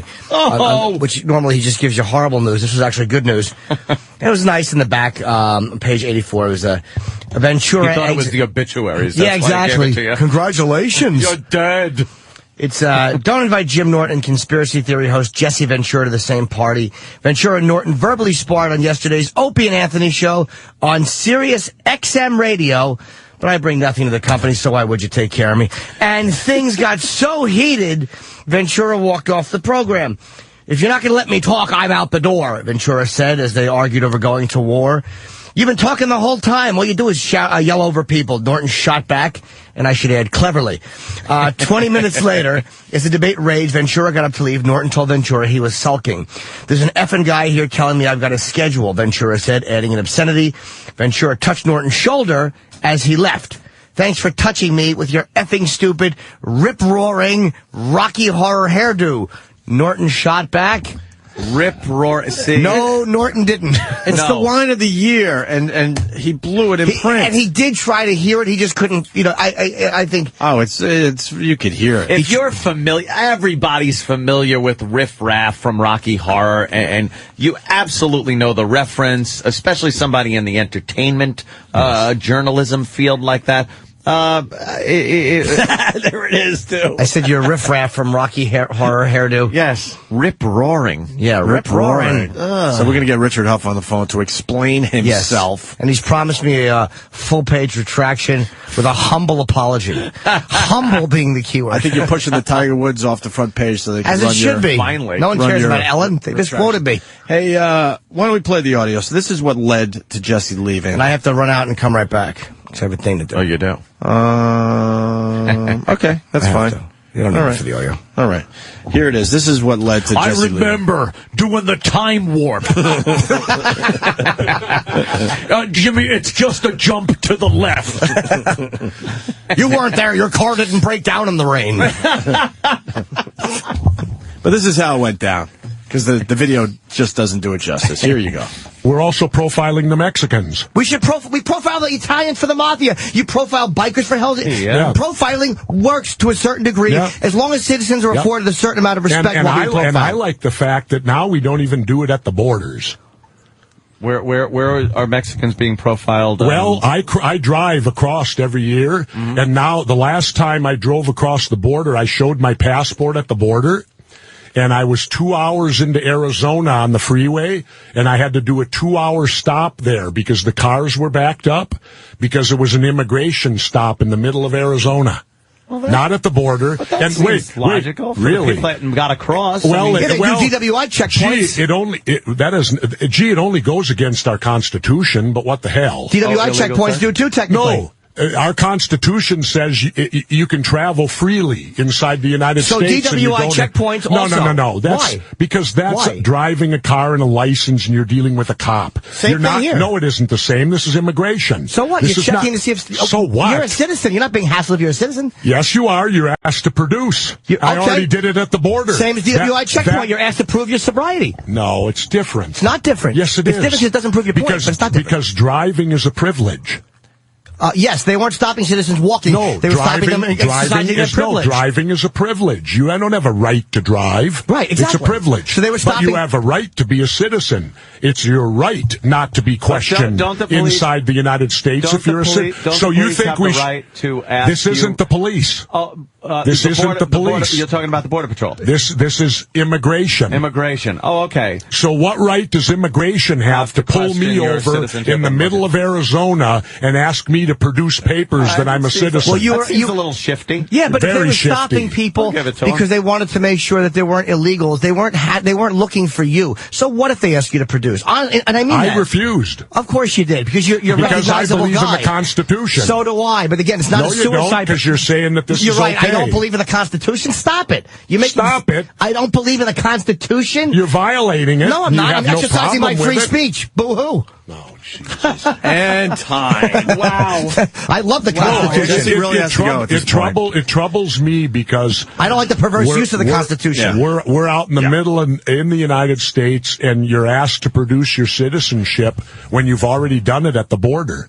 And our country has never made us have to produce any type of thing like that just to freely travel about the country. Where are your papers? Do you have to produce your... Well, where are your papers?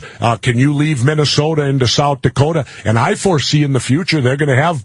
Right at the borders, state to state, where you're going to have to produce paperwork to go from one state to the next. It's called Easy Pass, and that's called taking away your freedoms in light of keeping us safe. Slippery. That's what you say to the police doing honest police work. Let's keep us safe. That's what you'd say about the police doing hard police work. No, I said you would. That ain't police work. That's immigration. But if it was not a cop, say the cop had done it. No, it ain't a cop. You said it's all police work to stop terrorists. So if they started questioning people in a mosque, you'd say, "Oh, that's racist." Don't put words in my mouth, please. Why? You've done it to me. You did it to me. You said I don't believe in the Constitution. Bye, guys. Bye, Jess.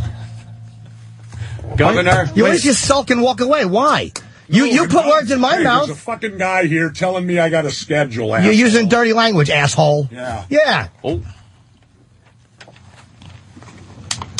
Bye, tough guy. Bye, tough guy. Thanks for your service to our country. You're welcome. Thanks for touching me with your fucking stupid riff-raff from fucking Rocky Horror hairdo. You're bigger than me and stronger than me. So what? I don't give a shit. You want to beat me up? Go ahead. I'm not going to fight a guy like you. That means nothing to me. I know. I argued with you. You put words in my mouth, and you didn't like when I did it to you. You put words in my mouth saying I didn't believe in the Constitution, and that's bullshit. It's not true. I don't agree with abusing it. Thank you for your service. Oh, you're welcome. You're a bigger patriot than me. Godspeed. Fuck out of here. Wow. What happened? He's a fucking baby. That ended on a fucking baby. nice note. Who gives a shit? A big fucking guy that doesn't like the little guy yelling. You scared him, Jimmy. No, you scared him away. Here's what that is. He wanted to knock my fucking block off, but he knows that he shouldn't or he can't because of the law or all this stuff. Fuck you. I don't care because I fucking hate that shit. What happened, Sam? Jimmy I really do. No, don't fight. You know what? I bowed to you. I would never. So do I. I would never. I saw the look Jesse was giving you. I don't care. On you. I would never try to challenge a guy like that physically, and I don't posture that way. He would murder me. You're like fucking Spider. You were just like Spider. I would toss your money. I would never talk tough guy talk. I was arguing an ideological point. I would never get in Jesse Ventura's face and think I'm going to outman him. That was not my point, and I've never done that. Don't fucking tough guy me. I hate that. He was tough guy. Fuck him. I don't care how strong he is. I hate that. Bravo to Jim Norton. That drives me nuts, man. That's my fucking pet peeve. I hate it. Suicide by wrestler was what he was trying. Holy shit, do I fucking... But it's not, dude, it's not a tough guy thing. The guy would it's not about that. I'm not going to fight Jesse Ventura. I can't be bullied. It makes me fuck you. I hate it. How'd you feel when he tapped your shoulder? Annoyed, not intimidated. Annoyed. Annoyed. Thank you for your service. He didn't do it hard. It wasn't a threatening, but it was. Don't try to alpha male me, stupid. Danny just put up a picture of the crypt keeper. Danny's real brave. Jimmy's the only one that opened his mouth like a man. Dude, like a man. That drives me crazy. That was a great ending. That drives me nuts. Wow. What is he saying down the hall there? Who cares? Who cares? I'm just curious. I asked him if if when his book comes out in April, he'd be happy to come back because despite the tumult, that really sounded well. He goes, nope, not doing it. Good, fuck you, bye, don't. We're done with him? No, Don't. We've had intense discussions with the guy.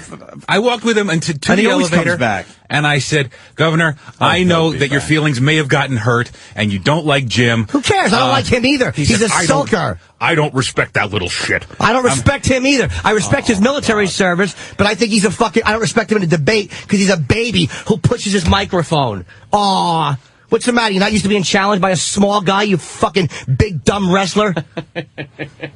I fucking hate that shit. I mean... By the way... It's not like I stood up and go, what...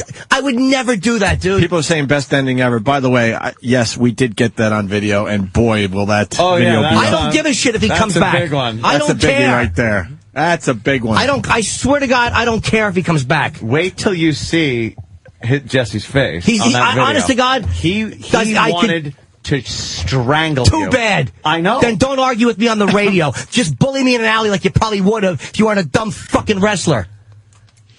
I fucking hate big guys. I'm afraid of Jimmy. No, I'm Be not. more funny. Dude, I hate that shit. I fucking hate that shit. Dude, you bravo. I mean, there's hate nothing, it. Honestly, there's nothing I could say, the listeners can say, Anthony can say.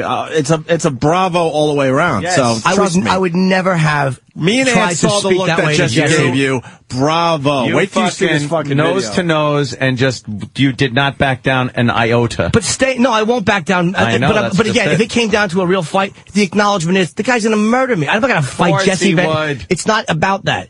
It's an argument. Even if it was a small guy or a woman I was arguing with, which is what I am to him. It was that whole push the mic away. Yeah, nothing. Don't try to fucking alpha male me in an argument. That's Man, what he was doing. we had a really good discussion with the guy too. Why did it have to end there? Because he's a guy like... you know what? I'll tell you what. I know started why. fading out. I'll be completely honest. What got to him at the end there? I didn't like when he goes, well, you don't like the Constitution. He doesn't like me because I don't agree with him, and I'm fucking... Don't put fucking words in my mouth. He put fucking words in my mouth. And then he called me an asshole, and I called him an asshole. And when Jimmy called him out on putting words in his mouth, he had no defense because for that's it. what he is. He's one of those big bully motherfuckers who likes to use his size and his weight, and he talks over everybody, and he's not a dumb guy. I'm not going to say, so what? Fuck him. He's not a dumb guy. He's not a dumb guy. I just want to see Jimmy look. I just disagree with him. Don't turn around, Jimmy. I Don't respect turn the around. guy's military service. I respect the guy. He's a bright dude. He's not a dumb guy. He's just more radical than I am. But that, when you're arguing and that disagreeing, that fucking...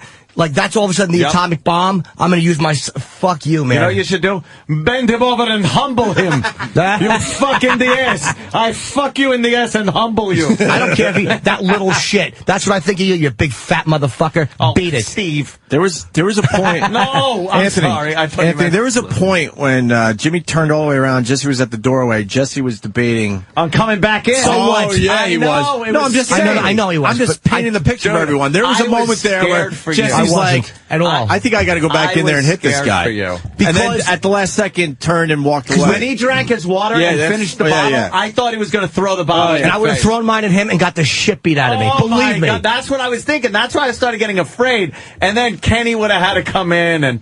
Oh, it would have been awful. Kenny, I want to talk to Kenny for a minute. I want to know what Kenny was thinking.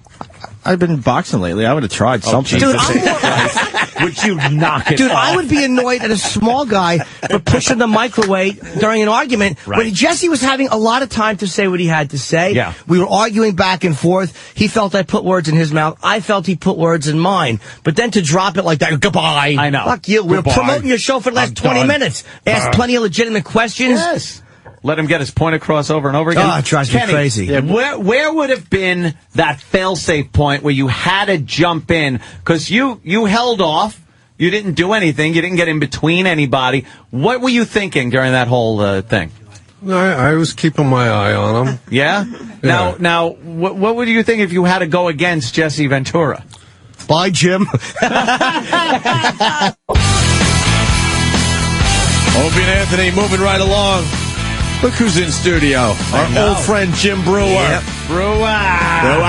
That was great. That was like some backyard hanging with Norton and Jesse. Because I do side with Jesse's views a lot. I love thinking that stuff. Sure. Love it. So I love... There's times I listen to you guys and I want to strangle Anthony. I'm like, you so do I, sitting next to him. Yeah, like, are you fucking kidding me? And But I love that shit. Yeah, it was great radio yesterday. A great discussion. It is crazy of me to just think that some terrorists decided to fly planes into buildings and kill people. Instead of some wild harebrained scheme that could not possibly be pulled off. I'm not going to go into it. I'm not going to go into it. We're going to be here too long. The 5 surviving hijackers actually are doing Desperate Housewives in Saudi Arabia. They're beheading them. It was a nice hit for the show, and Jimmy especially, man. That fucking Ventura video is everywhere, and it's got people talking. Speaking of which, Breuer called me the last couple of days. He's like, I got to come on the show to talk about a certain person in his neighborhood that's driving you nuts to the point I think police are involved, lawyers are involved. I've never seen Jim like this. Never seen him aggressive and fucking chomping at the bit. Never. Stuff you Dude, see I'm going on to churches asking fucking pastors to pray for me and shit. It's that fucking bad. I'm going, will you please pray for me that I don't do something stupid? Because I want to do something stupid. Yeah. I would never sacrifice my wife or kids or family. But this guy is such. What could he possibly be doing? All right. Yeah, start from the beginning. Yeah. First of all, from the minute he moved in my neighborhood, shady. Shady. Now, you had lived there already. Having a great time, loving your neighborhood. Riding bicycles, up and down, bling, bling, fucking enjoying life. Right. Avoiding the deer. Go-karts, little deer action. A little. You got like a herd. That's all right. I accepted that part of my life. Wait, I just figured something out. Trampolines in the yard. Having fun. Hold on, Jim. Yes. Eating pies. Breuer. What? Yes. All right. But I don't want to. Yes. All right. I know what's going on. You've been to the house? Yeah, go ahead. Now, this guy, first of all, he moves in. I'm just going to call him the pizza guy. Okay. And anyone in New Jersey, in the Chester area, knows exactly what I'm talking about immediately. All right. Now, pizza guy, first of all, he moves in. When he moves in at between midnight and 2 in the morning for like 4 straight days. Immediately, I'm like, what? Red flag. Big red flag. Vampire. I lived... Nosferatu on the mailbox. This is the way he introduced himself to me. I'm in my yard and with my family, kids, niece. He comes strolling in my yard. He looks like Al Pacino in Godfather. He's got this dead-eye, creepy, death look. And he's always got a Marlboro Red hanging, and he talks like this. He go, listen, I live across the street. I was in your yard 5 in the morning, and I want to spear a buck. Can I spear? No! Hey! How are you? Are these the kids? Because of my fucking yard. I want to spear a buck. I said, what are you talking about? What's a buck? He goes, deer, buck, I want to spear him in your yard. I want your permission. You're the boss, right? I said, hold on a second. Wow. This is my mom, this is my dad, this is my nieces, whatever. Breuer has a big backyard, just so people know, and there are herds of deer that just go flying by at different times of the day. 3 acres. We're not talking Pennsylvania cow farm. Yeah. So with that, I said, no, man, you know what? My wife is so freaky into animals. If she even heard this conversation, she'd slice your throat, watch the blood gurgle out, and dance in it and laugh at you while you're taking last breath. He went, well, that's why I ask. So 2 weeks later, I'm going to have breakfast, and my 5-year-old goes, Daddy, there's a man with a rifle in the yard. Holy shit. I said, what? I look in the back, there's some guy in camouflage way out in the woods going tree to tree. And I'm like, holy shit, my heart's going 40 billion miles an hour. Now, at the time I had my nephew who lived with me, who's straight out of Who's Gal. All right, so he's like a human pit bull. I'm like, no, down. I said, stay in the house. We're going to call the police. Well, him like a dope goes outside. Now, I know it's from the pizza man, because only the pizza man could have saw where he was standing. And the minute he went outside, the rifle guy instantly picked up a phone. He took off. So he's constantly talking about his guys. So anyway, this is a couple years ago, whatever. Cut to this summer. Well, did the cops come or no? Wait, yeah, they came. Wait, but this the guy was isn't- gone. And this isn't even the incident yet? Oh, no. No. We didn't get there. Doesn't this guy First know of all, this about, guy's asking, what? Doesn't this guy know about, like, you can't just hunt in neighborhoods? No, because apparently he's a bag of rocks. Okay. He fell off the boat. Yeah. Go find some land and go open up a pizza place, huh? He thinks he's 1930s, this jackass. You could just hunt. You could just hunt in a neighborhood. Yeah, he has Funniest sound ever. There it is, Jimmy. Jesus. The Statue of Liberty's going by a black and white. Pizza man, to make sure you write to us. We're gonna miss you. Pizza man. So now, cut to, he opens up a pizza joint very close to the neighborhood. Every other, Jimmy, big favor. First he goes, can you come do show outside pizza place? I said, what am I, Rich Voss? Voss had to send a tape. I don't know. Try a Starbucks first. Take that, stupid. That's fucking hilarious. Yeah. So, it gives you the mentality of the rock of the pizza man. I said, I can't. No. So I go out and I hang out. He constantly calls me, my kids, my delivery, they love to, you come here, mean a lot to them. I go there, I say hello. He's got me doing charity. He scares the daylights out of the neighborhood. He bullies and barters everybody. Everyone. Jim, can I use your fax machine? I got these faxes from Italy. They can't understand any of it. Holy shit. He stops me last summer. He's like, where you office at? In the middle of the street, flags me down. I said, what are you talking about? He goes, I need your address. For what? I open up business. I need your address. I said, oh, what my a God. What a set of balls. Set of balls. I'm not even exaggerating. Anyone in my town will tell you how fucking nuts this guy. So I go, I don't know my address. And he goes, you know where you work? I said, my sister knows it. Give me your sister number. I swear to God. I went, yeah, here's her number. 4126218. Get out of here, jackass. So, oh my God. Cut to, holy shit. Cut to, everyone hates this guy. Everyone's having problems with this guy in town. That's all I hear. It's all over the place. This guy did this to me, did that to me. And that's another thing. He's shoving all the other pizza. He's starting a battle with other towns. He's like, I'm gonna run that guy out. I go there and I threaten him, and I told that guy in Mendham, he piece of shit, and his car's coming my way, and I'm gonna show him. Like, you're gonna get whacked. You're gonna get whacked. Well, cut to this summer. We go on a big RV trip. Yeah, totally sold out to the family world. Love it. Get my RV. I'm doing gigs and fucking halftime gigs. I'm on the road. I come home.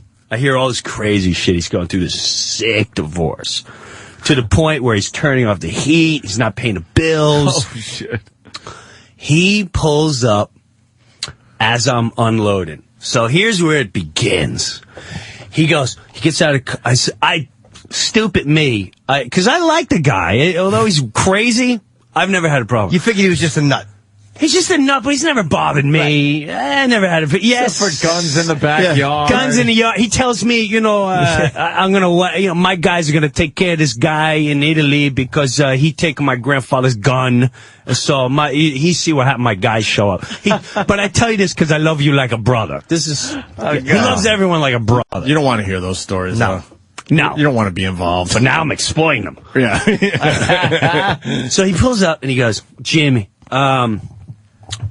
I put my hand on his heart, like, man, you need to talk. I hear all this. He looks like Scarface in the third act when he's sitting behind the desk and he's just face, he's mangled. I said, Joe, you all right, man? You all right? He gets out of the car, lights up his Marlboro Red, which he chain smokes. He's like, fuck her, man. Let me tell you something. He goes, I'm gonna bury my wife. You want the house? Take the house. You're gonna foreclose. I'm gonna leave it. I'm gonna take my son. I'm gonna bring him to Italy. She never see him no more. I don't give a shit. I don't give a shit. So he's going on and on and on about these horrible things he's going to do to the wife. Yeah, that's always nice to hear. Witness. So I'm like, you should think about the kids. He goes, I don't give a shit. She could have the kids. I don't give a shit. I take my son. I go to Italy. I make $5 million a year. I got 39 guys working for me. I got trucks. I got this. But at the end of the conversation, he goes, listen, Jimmy, don't take it personally, but she gonna get a letter, and the letter say, the kids, they're not come over the house. I said, what are you talking about? He goes, I don't want her to be able to bring children nowhere. I want her a slave. So I really don't know what he's talking about. So now, oh my God. Again, you don't know what he's talking about. I'm really not sure what he's talking about. And people are wondering if this pizza guy delivers pizza with cheese in the ring of the crust. Jackpot! Jackpot! Hence jackpot, right? Jackpot! Maybe that's what triggered it all. You're trying to take him out of business. See what the fuck? He saw the commercial and went, motherfucker. Who this guy Jimmy do the Pizza Hut? This guy, I had the idea of the cheese into the crust. I don't think there's a Pizza Hut in Jersey. Wait, we're getting to a really good part. Oh yeah. No, it's so good because he doesn't want his wife bringing the kids over to your house. He doesn't want. So now I hear the kids are kicked out of camp because someone, she can't have babysitters and all this just nightmare. Now I'm starting to hear all these guys in town call me on the road. They're like, Breuer, what's going on with you and the pizza guy? I said, what? You and the pizza guy? I said, what? What's going on? There's, we walk in the restaurant. He tells everyone you're a drug addict and that he's got a restraining order against you to keep away from the kids. Holy shit. Oh, are you kidding me? Please tell me you're kidding me. He's like, no. He goes, bro, I wouldn't care, but there were like a lot of there was customers in there and he didn't know. And he took it. This is how stupid he is. I did an article to start my new tour, and the tour was like, yeah, I used to smoke pot, but now I'm a family guy, and I don't even curse on stage, bring your wife, and it's gonna be great. So he takes that, he goes, Jimmy do drugs. Okay, now I get to bury him. It's like, so he takes the article, and he shows people, and everyone that tells you, he goes, this one guy calls me, this is like the fourth guy he calls, he goes, he looks retarded because I read the article 3 times. I go, what's the problem? He go, look, he do marijuana. He goes, yeah, but he says he used to years ago. What are you talking about? He go, he dead to me. He dead to me. So this is what I'm hearing. And you were his pal. Your brother, like a brother to him. Yeah, you guys got along. I'm starting to get annoyed, but now, like a dope, he has no clue my niece is in town. He opened up a limo business, which is like a Harlem liver, like the cars you see in Harlem. Yeah. You go to my town, it's like this nice town. There's this white trash limo with you this seen a prom in guy 1978. Right, guy from Nicaragua dragging. You want to go to 1570 thing, and I bring you there for $180. The bumper's not on right. Yeah. It's slightly askew. I'm not even lying. There's dents in the car. Yeah, I know. We all know the limo you're talking about. Yep. Wow. So he started. She texts me and she's like, Jim, some guy's talking about Aunt D, my wife. I go, what are you talking about? This limo guy. He brought up that he's single because his neighbors are assholes and the guy's on drugs and the wife is crazy and ruining. I said, what's the guy? Because I said, but I went, are you fucking kidding me? So this is building up inside me. Now, the wife, they're going through the divorce. The wife gets a letter from the lawyer going up. The kids are no longer, here's the letter. Jim Breuer is no longer allowed near my kids because he's a known drug user. Holy shit. Dude, sorry. I'm in a movie theater like watching Up or something with the kids. You junkie. And yeah, he probably thinks the movie Up is about drugs. So we finished the movie. Yep. Now we took 2 cars. My wife's turning. She's like, "Don't do something stupid. Don't drive right home." I can see that look in your face. I haven't seen this look in your face since you were 18. You're like, "No, I'm fine. I'm fine." I go 90 miles an hour to this pizza joint. I go to the pizza place. I'm like, "Where's Pizza Man?" he no here. Well, you tell him that I'm looking for him because I'm tired of his family bathing in my house because he doesn't pay bills and he shuts off the gas and there's no electricity, so they have to shower in my house. You tell him that, Mr. Drug Guy. All right? You have him call me. He never calls. Never calls. Well, get that to him. 2 weeks later, I'm in my yard, having a great day. Wiffle ball or something? Yes.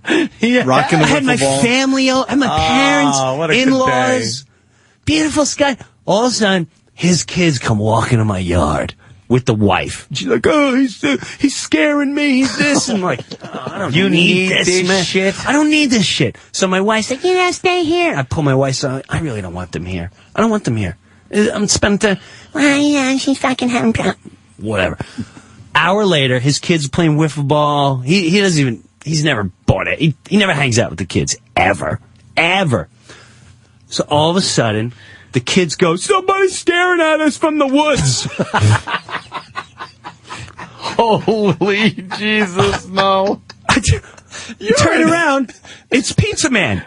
He's in the neighbor's yard, spying. So now this is like Pizza Man. This is like a crazy, bad movie, man. This is like a horrendous horror movie. So Pizza Man is in the next yard spying on my family and his kids.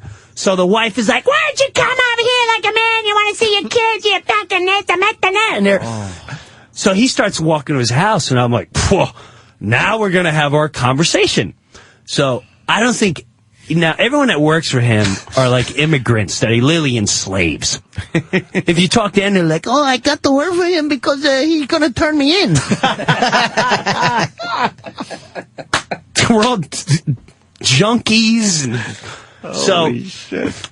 I go to him, and I swear to God, on a very, very human level, I swear on my kids' lives, I go, Pizza Man, you want to talk to your kids? Why don't you go talk to your kids? He won't look me in the face. Well, he smokes a cigarette. He looks down at the ground. He's circling around like a hyena waiting for the lions to finish eating the fucking gazelle. Hey, Mocha Joe. Yeah. Mocha Joe. Pizza Man. Mm-hmm. That's interesting. Okay. Very close to, it's funny you said that. Oh, okay. So anyway, I go, listen, you want to talk to your kids? Go talk to your kids. What are you staring in the woods for? He's smoking a cigarette. I go, listen to me. I don't care what you've been saying around town because a lot of people coming up to me. I don't think you realize how many people know me. Oh no, I said, I came in the pizza place looking for you. You really pissed me off about that drug. This is what he says. You got that all right. You got that right. You had every right to be angry. I said, well, I don't care what you say about me. Don't talk about my wife. He go, what are you talking about? Now, he's not supposed to have a limo business because his papers aren't done. He's not supposed to collect money. Oh, shit. So I said, my niece was in the car when you drove her. He went ballistic. I never drive in the fucking car! Who taught? He gets his finger in my face, and now I'm thinking, all right, touch me. Go time. Now, I got my kids watching, my parents, my in-law, everyone's like, oh my God, Jesus Christ, Jimmy, get in the house! Like, everyone be quiet, I ain't afraid of this little fag. Which is what he is, he's a little fag. So he doesn't dare touch me, he's going, who your niece? I said, I'm not going to tell you who my niece is. Yeah. The fact is, you were in the car and you were talking about me and my wife. Don't do that. You son of a b! I know fuck. And I said, don't tell your kids I'm drugs either, because I'm tired of them coming over here going, hey, Mr. Jimmy, my daddy say you on drugs. So he gets intimidated by me because I looked him in the eye and I kept walking up to him every time he walked away. So he turns around and he goes, you disrespect me. Oh, shit. No. I said, how do I disrespect you? He goes, I told you, my kids come in your house, you send them home. I said, first of all, stop yelling. And second of all, don't tell me what to do with my family. Your kids come over to my house. I'm not going to tell my kids what to do, and I'm going to send your kids home. I go, you got problems with your wife, you deal it with your wife. Don't involve me in your bullshit. He goes, I told you, you know what? You're gonna get it on a Tuesday. And he starts walking away. What? He starts walking away like, Tuesday, you gotta get it on a Tuesday. Now, Tuesday, I'm going to L.A. And so I'm like, oh, my God, I gotta leave this nutball with my wife and kids. What does that mean? I'm gonna get it Tuesday. On Tuesday. So now I call the cops. I didn't call the cops. Someone in the family called the cops while this is going on. Cops come. All I'm gonna say is, that's when I got scared. And they were like, that guy? Oh, no. Oh, shit. All right. They kind of know about it. Stay clear. They're like, dude, yeah. So I do my own investigating apparently he's up for assault with a death. This is what a bag of rocks this jackass is. Holy shit. Why are you on our show telling this? This is great. This bag of rocks. Yeah. There's a town pool. Can you do the noise again for the bag of rocks? Hey, pizza man, I take you a bag of rocks. And remember, if anybody confront you, you coming to mama. Mama give you a huggy. And mama making you sauce. I come here with nothing but the change in my pocket. He's going to leave with nothing, too. They're calling this Breuer's Lakeview Terrace. So bag of rocks. The cops show up. Cops go up. I'd say, I'm not even going to say what I learned there, but they said, listen, we're going to make a police report. Did you learn some bad stuff, though? I learned bad stuff. Say? I learned bad stuff. Multiple bad stuff? Multiple bad stuff. Oh, shit. Were you scared or angry? Both. Okay. More angry, because especially what happened right after this. This is when I got angry. This is when my blood level went through the roof. And so now, just to give you an idea, this jackass in town, he's up for assault with a deadly weapon, but it sounds worse than it is. Right. Basically what he did was, this is what a bag of rocks he is. Some guy came to the town pool, which he bullied himself into. He literally sending fish and letters to the guy that had the place. I gotta help. Go ahead. This doesn't need help, but I've been to Breuer's house in his neighborhood. This is like the most peaceful. Beyond peaceful. It's like the epitome of suburbia. This is what I got worried about too. Yes. You got this guy just threatening everybody. We live in a place, he had about 50 trees in front of his house. I used to walk out and stare at woods and trees and chop down every... That's what I heard for 3 straight weeks. He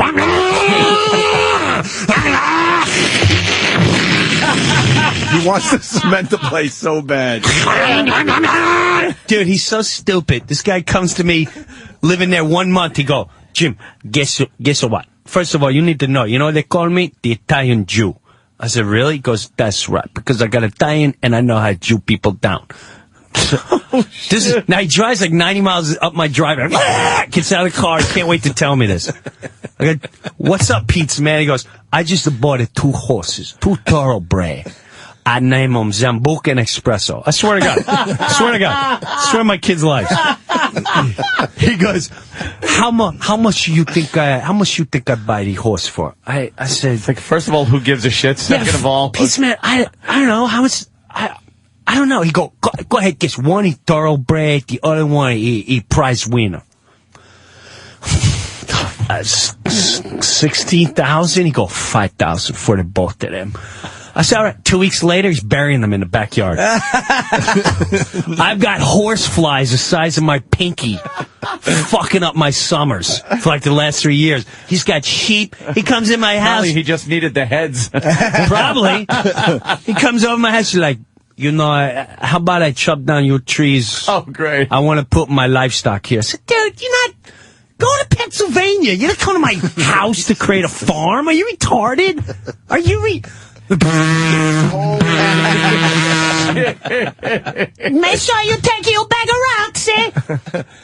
Take your bag of rocks, Pizza Man. Holy shit. And when people question you, you show them the bag of rocks and say, that's in my head.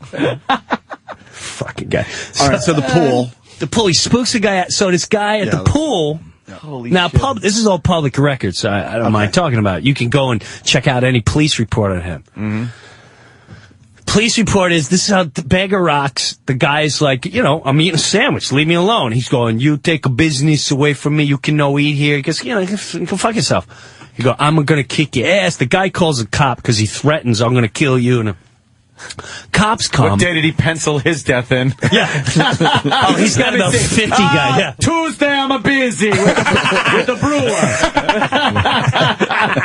I know do Tuesday, but I come with you on Thursday night.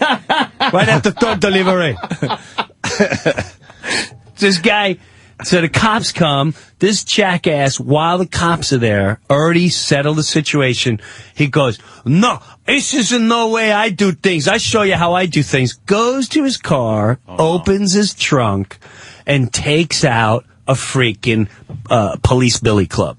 So they're like, oh, illegal. Hands on the roof, boom, in the car. Bye-bye. Bye-bye. He goes, this is the way I do it. So now that's assault. You went to assault.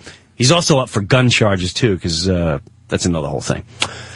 So, cut to later that night, after the cops go, is that the next? Yes. Okay. So now I got to leave the next day to L.A. and I'm a little worried. And they said, we're going to be in your driveway. Don't worry about it. He comes down here. He drives a mile over the limit. Don't worry about it. Now every day his goons drive up and down my neighborhood. Every freaking day. They steal her mail. It's jackasses. Holy shit. Yeah, I've had federal agents call my house. This gets good. Oh my God. So now 11:30 at night. 11:30 at night. My door knocks. Bum, bum, bum, bum, bum. Like, what the fuck? Open the door. It's the cops. The guy's got this face like, I am so sorry. What the fuck? I said, what's the matter? His wife was so scared because of his menacing. We watch him in the middle of the night. He'd go knock on the window and just stand outside the window like Cape Fear. Lunatic. And just lunatic. Just to control. He's sick control freak.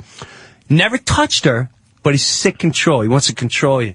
Mind control. Jimmy, you know all about that. Secret societies. Next on my program, it's Jim's neighbor, the Pizza Man. Now, Pizza Man, this is a conspiracy. Well, this is what the cops say. You can't make this shit up. The cop goes, Jim, we apologize. Lieutenant said I have to come here because he legally called. I have to make sure his children are not being kidnapped. Holy mother of fuck. But that's the moment I knew he was a bitch. What a little bitch. Yeah. To call the cops to now you're a bitch. You just put your dress on and you pierced you're a bitch. You're now officially, I'm going to send you some makeup. Yeah. So now he's like, I'm going to call the cops on you now. So he sends the cops to my house to harass me and my family. And so I go, you're kidding me, right? And he goes, he laughs. He's like, no, I'm not kidding. I go, I said, why don't you talk to his wife? His wife is right here. She's scared to go home. And he's like, I don't need to come in. He's like, I just want to let you know he called and legally I had to come here. Next time we'll call on the phone. I said, all right, now it's okay. This better end right here. This better end right here. So what happens? She's now going away. The wife is going away. Now, granted, he doesn't pay one bill. Now he's driving around a white Mercedes all over town. He's got like 10 cars. He won't pay a bill for his kids or his wife. Right. He wants to put them in a gutter. Now all of a sudden, the wife gives us, like, I'm going away. He steals my freaking bills, which he does. I see him go there and pick up his mail every day. He's got a court order now that says he's not allowed to pick up the mail. He's not allowed to go to the house without a police escort. He breaks it every day. Goes there, takes the mail, blah, blah, blah. Goes there. So she asks my wife, pick up the mail. 4 days later, freaking, hi, this is Charlie from the Federal. Oh no! Mail tampering. Yes. Oh shit! And we have a police report saying Pizza Man is saying that your wife's a suspect of stealing mail. Went, all right. Oh Christ! So the cops, again, you're a bitch. You know she's taking, that's some bitch shit. I'm sorry. Yeah. That's some bitch shit. You're not even a man anymore. You're a bitch. You're a baby. Well, you got a vagina. You disrespect him. Oh. Yeah. Yeah. Breuer just goes, yeah. You're in hell, bro. You are fucking on fire pissed. Beyond on fire pissed. I know exactly where he walks at night. I know exactly who he's banging in town. Everyone knows who he's banging in town. Oh. Everyone knows everything about this jet. This is what made me feel better, though. I swear on my kids' lives, every human being I bump into goes, let me tell you something about that pizza guy. Everyone's got a story. So when someone does eventually do something to him, he's not going to know who. Because there's so many people. He's pissed off Mexicans. He's pissed off the community. He's pissed off every imaginable person in town he's had a run-in with. Yeah. And that made me go, all right, it's not just me. Yeah, it's not just you. I feel better. You know what mistake you made? Well, obviously, wrong place, wrong time, because you're pretty close proximity. Yes. But also getting involved in any way, shape, or form, with even helping. Yes, you're too nice of a guy. Correct, is what you did. Correct, and now look how that pays you off. Look at how that pays me off. With a Fed coming to your door. Fed coming to the door. And to quote Scarface, look at you now, you stupid fuck. Right. So now we get another. Well, the cops called and they're like, "Listen, we already called the federal agent. We talked." I said, "Well, fuck that. I want him charged for false police report. He's not allowed to pick up mail, so he can't make This is what. Listen, the cops are they're like, listen, man, this guy's out of his mind, and to prove that he doesn't know is a whole new, bag of rocks. We're dealing with a bag of rocks. So, all right. So now, about 2 weeks ago. I'm sitting in my house. This still continues? Holy. Oh, dude. 2 weeks. What's the duration of this whole thing from beginning to now been so End of far? August. From the end of August. From the end of August, okay. Actually, it was like the first week of September is when last week of August. We got 3 more months to go here. When it got really bad. All right. He moved in a couple years ago. Yeah, everything was great with this guy. Until he started telling me what I need to do. Right. Don't tell me what I need to do because you're banging everyone in town and your relationships in the dumper. It's not my problem. Yeah. I'll help you. I'll even take care of your kids like better than you take care of them. Apparently. See, his kid came over yesterday like, my daddy bought me a private jet to go to Orlando. Like, you're kidding me, right? I said, oh, that's exciting. He's like, yeah, he's bringing my mama, and he say, you're going to steal me. Oh, that's nice talk. Great. Your father's great. He taught me how to shoot gun. Oh, that's a good dad. Pizza Man's a good class citizen. Good class act, that guy, that pizza guy. So you smooth things over with the federal agents. Yeah, federal agents, no problem. Okay. Car drives by my neighborhood, pulls in my neighbor's yard, pulls all the way in the backyard. I know it's not Pizza Man's. I know it's not any of his guys that work for him. I call up the wife. I say, you expecting someone today? Someone just pulled in the neighborhood. Who pulled in my neighborhood? Call the police. I said, it doesn't look like a menacing car. Why don't I go check? I'm on the phone with the wife. I go, stay on the phone with me. I walk back. No one's in the car. And she has a barn in her backyard, a little barn like a garage. And there's just the door's shut. No one's back there. This little odd. I'm like, what?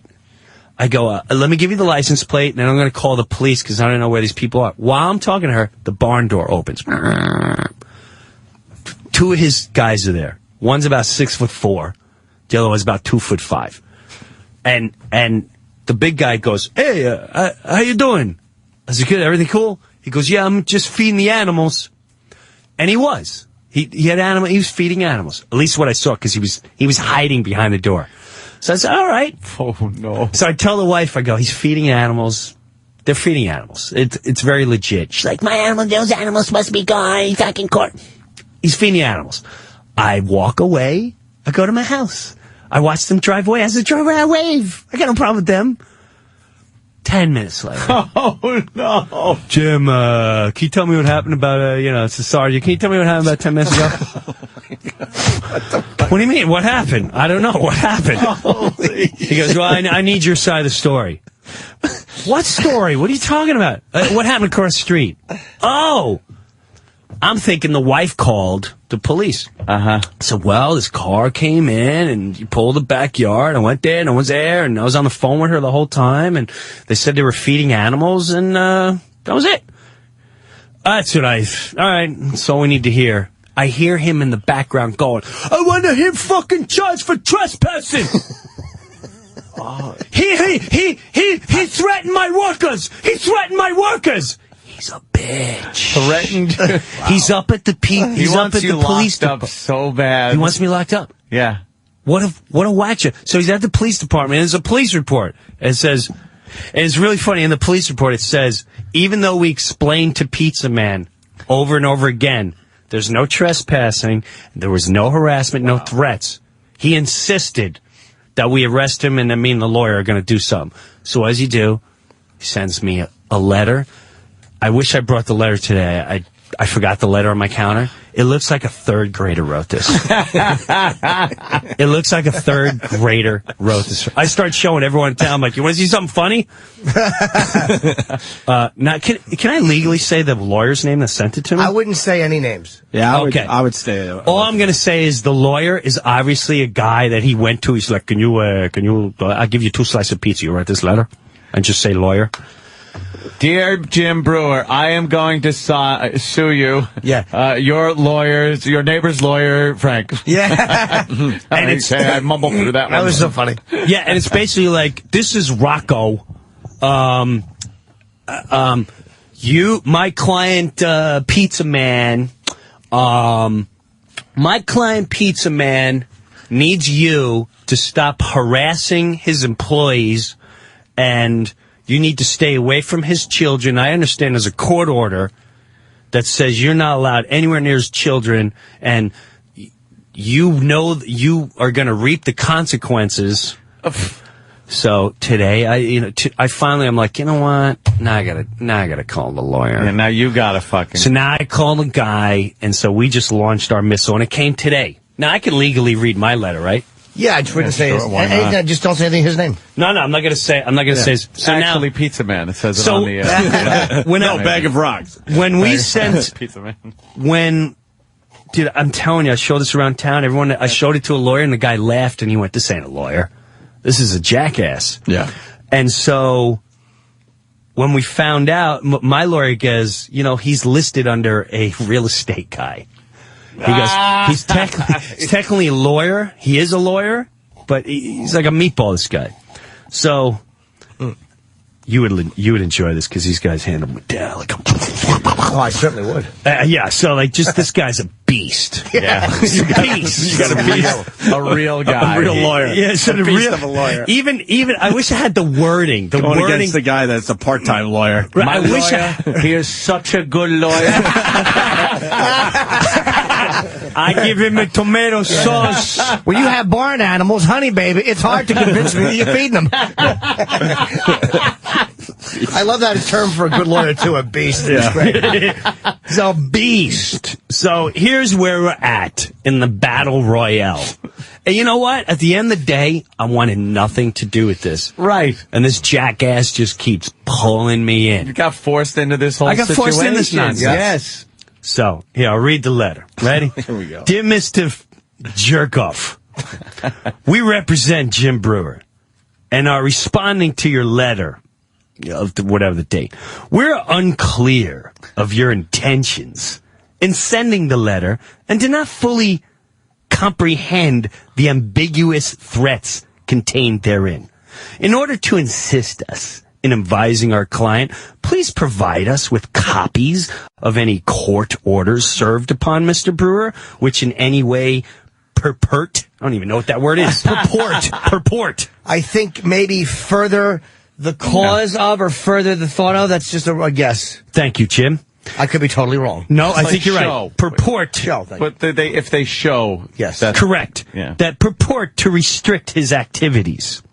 While your client appears to be going through a difficult divorce, I'm unaware of any orders, ordinances, or restrictions upon Mr. Breuer's constitutional right to associate with anyone, including his neighbor, your wife, which I won't say the name, which I know right now his blood is boiling. Pizza woman. While Mr. Breuer would rather not be drawn into the marital hostilities, your client's apparent paranoia and actions including verbal and physical threats, trespassing, spying, and assaulting behavior have required frequent police intervention and caused great concern with the Breuer family. Unless the court orders cure my ignorance of any applicable fees, we see no choice but to retain local counsel in order to obtain injunctive relief against Mr.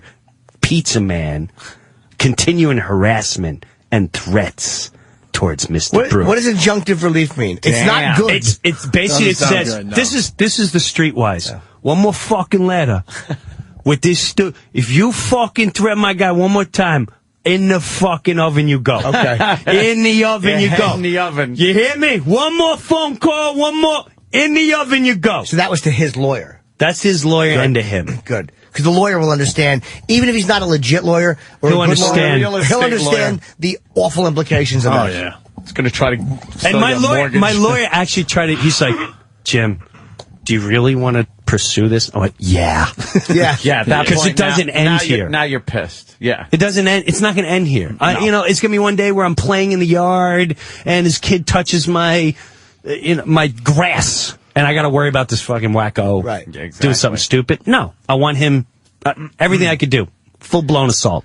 Done. You have to set up a barrier of protection around I've had yourself. enough. But however, if you love to have his pizza, search him in town. I'm sure you would love it. Yeah. It's fantastic. Good pizza, huh? It's not New York pizza. It's not Giuseppe's pizza. It's not Roma's pizza. It's not, let's see, Roma, New York pizza, Napoli. It's not Napoli. Not Giuseppe's. But if there's another pizza place somewhere around, which was, I believe, voted like wow. Yeah, voted #1 in the county by his best friend that he paid off. So yeah, that's the world I've been in. That's a great story. And while I'm doing that, I bring my dad to get some relief. Yeah. Who's 86. I bring him to let me get my dad out, a little family time. I'm sitting there in 15 minutes. These guys come over to talk to my dad, and I say, I got a World War II hat on, and blah, blah, we want to take you out, and da-da-da, and, where I've been here, blah, blah, and they're like, yeah, we want to take you to Atlantic City, get something good to eat. What do you like eating? Cunt. He said that. Yeah, the lady behind, that is it. Wait, you got the name? That is it. Yeah. That is it. Somebody had it. Somebody just a few popped people it had right. it. Somebody popped it right up on the board there. So feel free to go there and have great conversation with him to know that, and ask him, like, hey, how's it going with the bills and your new private jet that you're burying your children with? Isn't that nice? Isn't he a nice Class Act citizen, this guy? That's great. That is a great story, Dr. Steve, by the way, this guy knows everything. Injunctive relief, gaining satisfaction through legal means, i.e. by injunction, which is kind of what we assume. Thank you, Steve. So anyway, all that leads to I'm playing Albany. Oh. Gotta pay those lawyers. Oh, you're playing the... Wow, I feel better. I feel like I went to therapy. That's awesome. The Hart Theater at the Egg in Albany, December... Tomorrow and Saturday. Oh, tomorrow's Friday already? Oh, my God. How the fuck did that happen? It's www.theegg.org. And Saturday the 5th... I'm not... Yeah. Is that sorry. wrong? No, that's right. But for some reason, my web... Yeah, all right. That's right, Jim. Well, how come the same date? No, that's right. Doing a double? What? You doing you have two of them on the same day. Yeah, no, that's wrong. The Egg is Friday, and Tarrytown is Saturday. Okay. Oh, the Egg is one Only show December on Friday 4 night. is Albany's. Tarrytown is Saturday at the Tarrytown Music Hall. And Friday the 11th, I was just there. The Wilbur Theater in Boston. You sell well there. I do very well in Boston. You do really good there. They have liquor now, so Blumenreich finally got his liquor license. Thank He God. fought for it. You know what? Blumenreich fought and he was patient. So anyone that's gone... He just showed... Did you ever hear the story? Cock. Yes. And I said, oh, my God. Oh, yes, here's a liquor license. Here's your liquor license for that big, delicious gift, if we may. But one of the best venues around is the Wilbur Theater in Boston. What's the story? The story goes, someone told me this. Someone goes, supposedly, Bill, the guy who runs the Comedy Connection, he pissed off, the story has it, back in the days of Irish Mafia, there's like an Irish family that runs... Corned beef and cabbage guy? Just call him liver guy. Corned beef and cabbage guy. Nice. Okay. Runs most of Boston. Now, Bill comes along, pisses off corned beef and cabbage guy. Right. Now, 20-something years later, Bill goes to corned beef and cabbage guy thinking, it's all under the bridge now. He buys, or he takes as a lease, like a big, long 20-year lease from the corned beef and cabbage guy, the Wilbur Theater. Now, with that, so he redecorates the place, and first it's See like... where this is going? Yeah, first it's like, he puts these new seats in, he goes to get his liquor license, and they're like, we're having trouble getting a liquor license. It's a little tougher than we anticipated. We're going to have to wait another 4 months. But my big opening, 2 weeks before the opening, we got a problem. Apparently, this is a historical site, and you put new seats in. Can't do that. You're going to have to rip them all out, put the old ones in.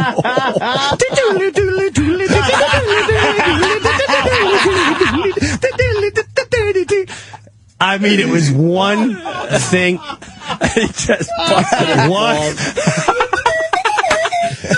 How are you, Bill? Listen, I know you have your big grand opening and you got little Jimmy Norton coming up there, but we have a little problem. You're only going to be allowed to serve Twix. And it's going to be standing room only.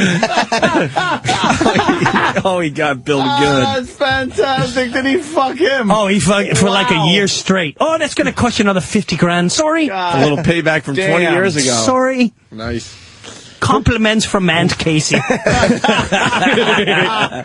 They can hold a grudge.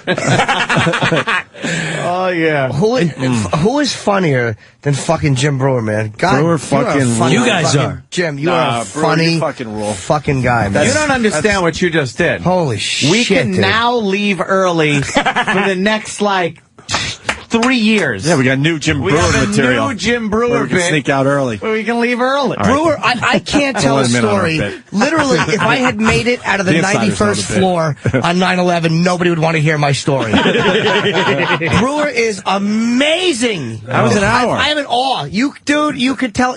When we did it with the Colin Quinn show and Jim was the fucking guest, he just sat there like a bunch of little girls and listened to him tell stories. You're the fucking best storyteller I've ever. is. Louis C.K. is right behind you, but I would say you're even better than Louis. You're the best storyteller I've ever That's a met. compliment. Very compelling. That's a biggie. Holy I like shit, that dude. shit. Absolutely.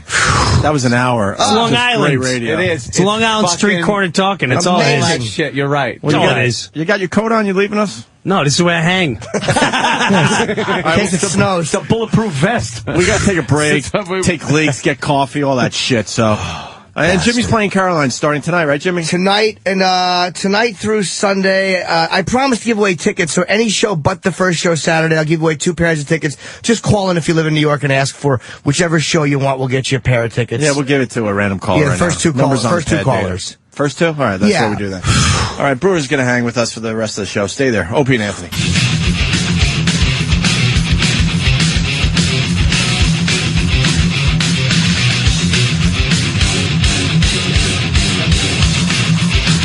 Checking out the Opie and Anthony show. Yeah. Our old pal Jim Brewer's in studio. Hilarious, man.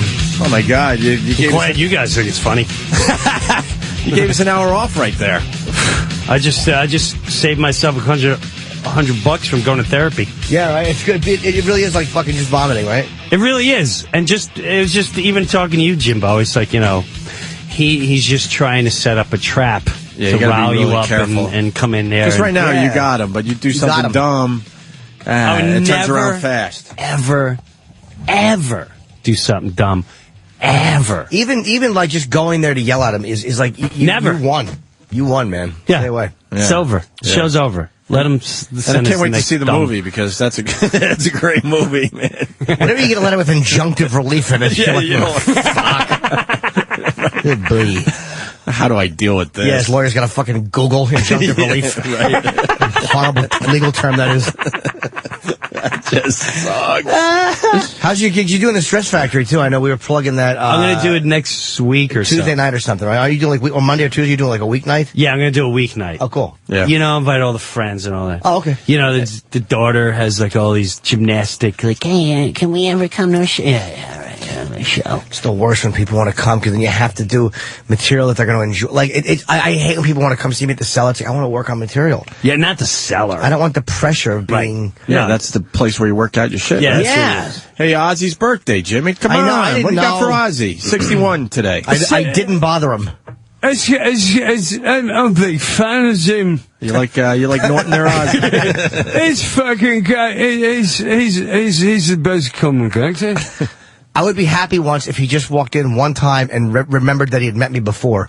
I am of no consequence to Ozzy Osbourne. Did he meet you? Many times. Oh, yeah. So he knows you. Sharon and I don't know. Jimmy are tight these days.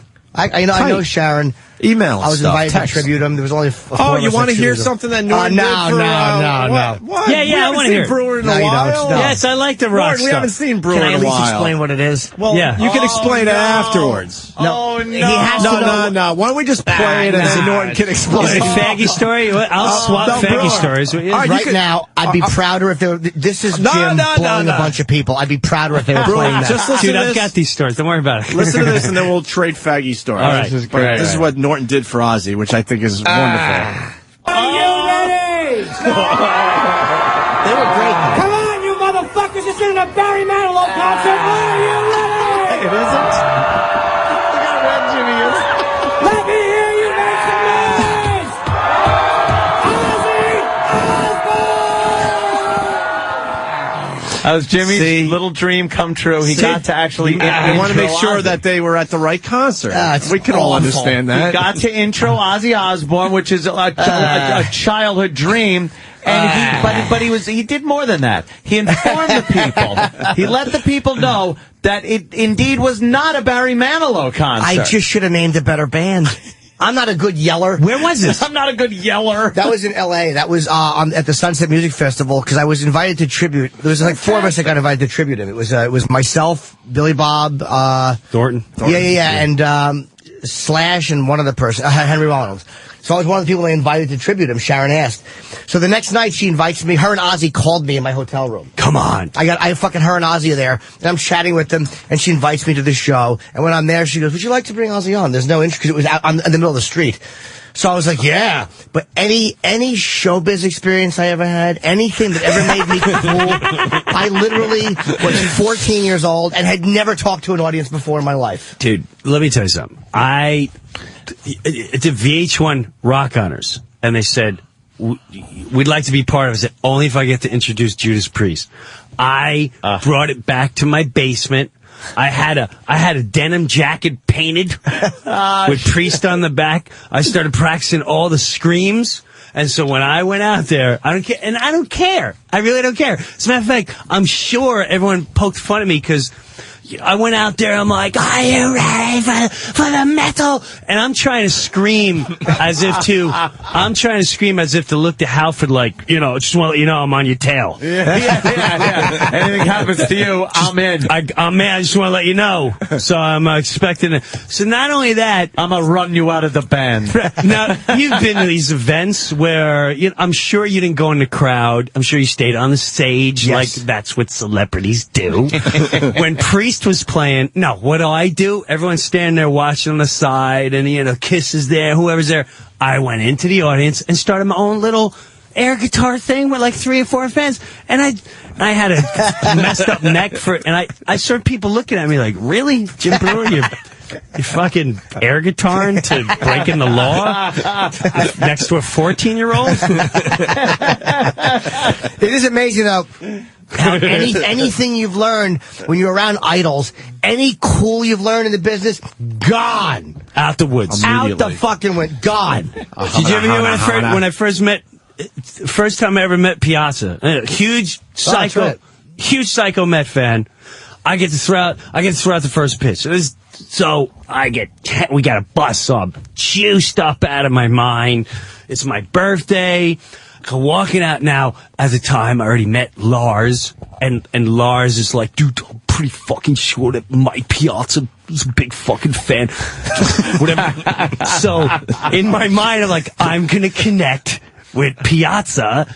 So you throw out the pitch, and then you go and you collect the ball, and you have an exchange. So I'll never forget the whole time. I'm like, what am I gonna say to Mike Piazza? Well, he's gonna remember Jim Breuer forever. So I go walk him up to him. I go, Lars Ulrich says hello, man. And he just like gave me the ball and looked at me like, what was that? What the fuck? And then I saw him years later, funny, at a Priest concert. Was you there? No. Was you at the Eddie Trunk thing? Oh, yeah, backstage. It wasn't Priest. It was, No, I was at the Priest one. Okay, no. When they played like Hard Rock or something like that. Somebody introduced me to Mike backstage at the Hard Rock. I was there with you, Jimmy. Was Mike that could have been Priest? nicer, man. I could have sworn you guys guy. were there. Yeah, and Black Sabbath was supposed to come. I was back. I'm pretty sure. We hung with Piazza I could have sworn I saw like Florentine. And Yeah. That was the night. I didn't remember that was Priest. I thought it was Motley Crue. Yeah, Motley Crue was there one night. This was a different night. Doesn't matter. Okay. And I saw. Oh, I do. It was Priest. I'm sorry. Yes, I remember Halpern. It was the first time I saw. Yeah, Eddie Trunk. It was the 25th anniversary of Trunk. Yes. Eddie, the metal. Yes. Yes. This is a great song.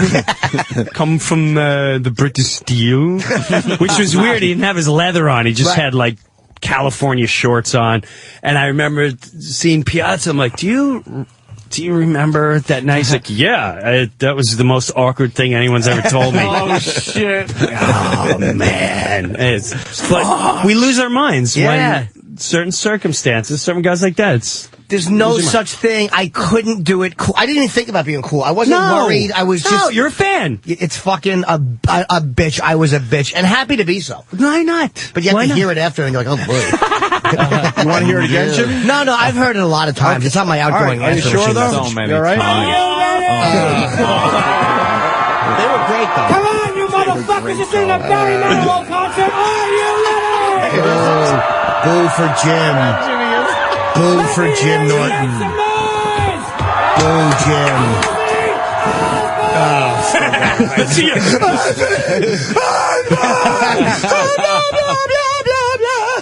Yeah, why do you feel so compelled to just yell because it like that? Because the crowd, if you could hear it on the iPhone recording I have, you should hear how loud it was from the stage. It's like you really do feel like you have to yell.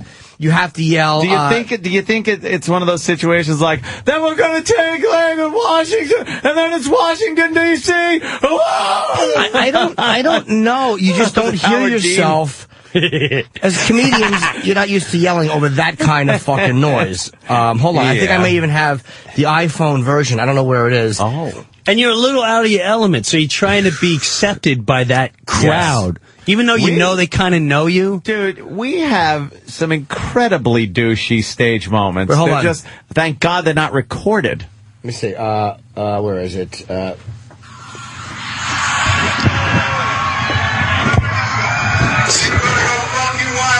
That's Ozzy talking. That's Ozzy. They're telling me to go out there? Go. Ladies and gentlemen. I had to follow Ozzy yelling. Yeah. He can't hear it. I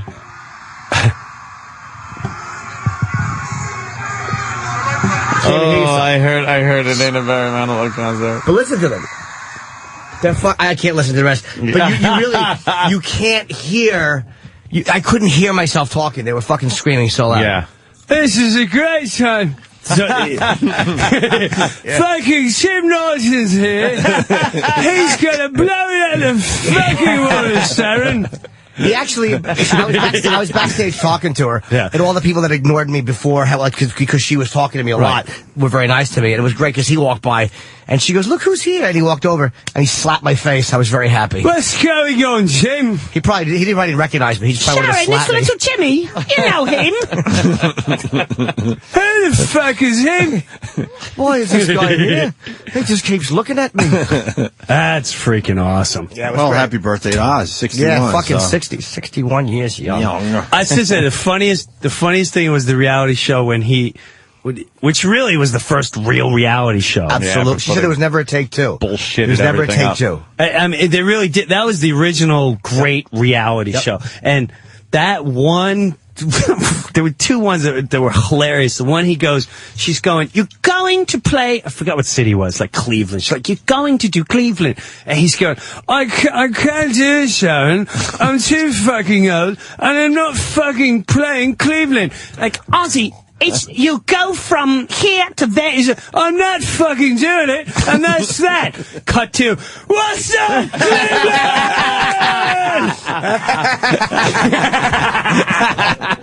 I was like, this is the greatest show ever.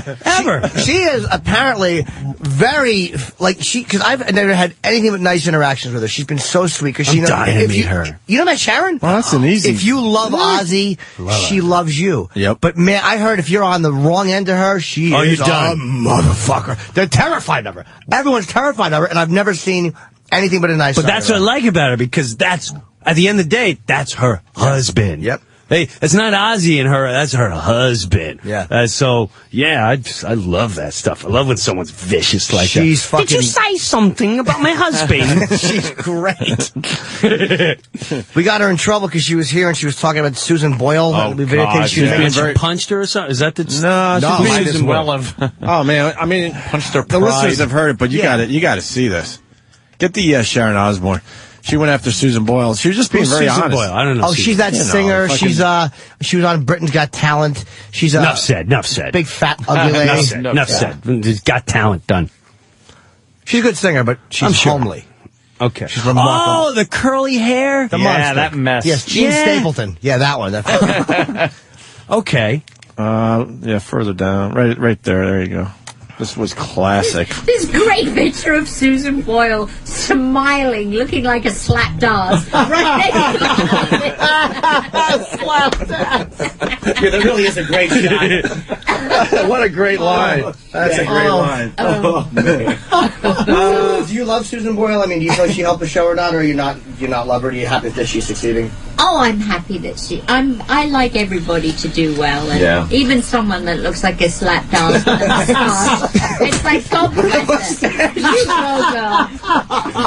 She made a hairy arsehole.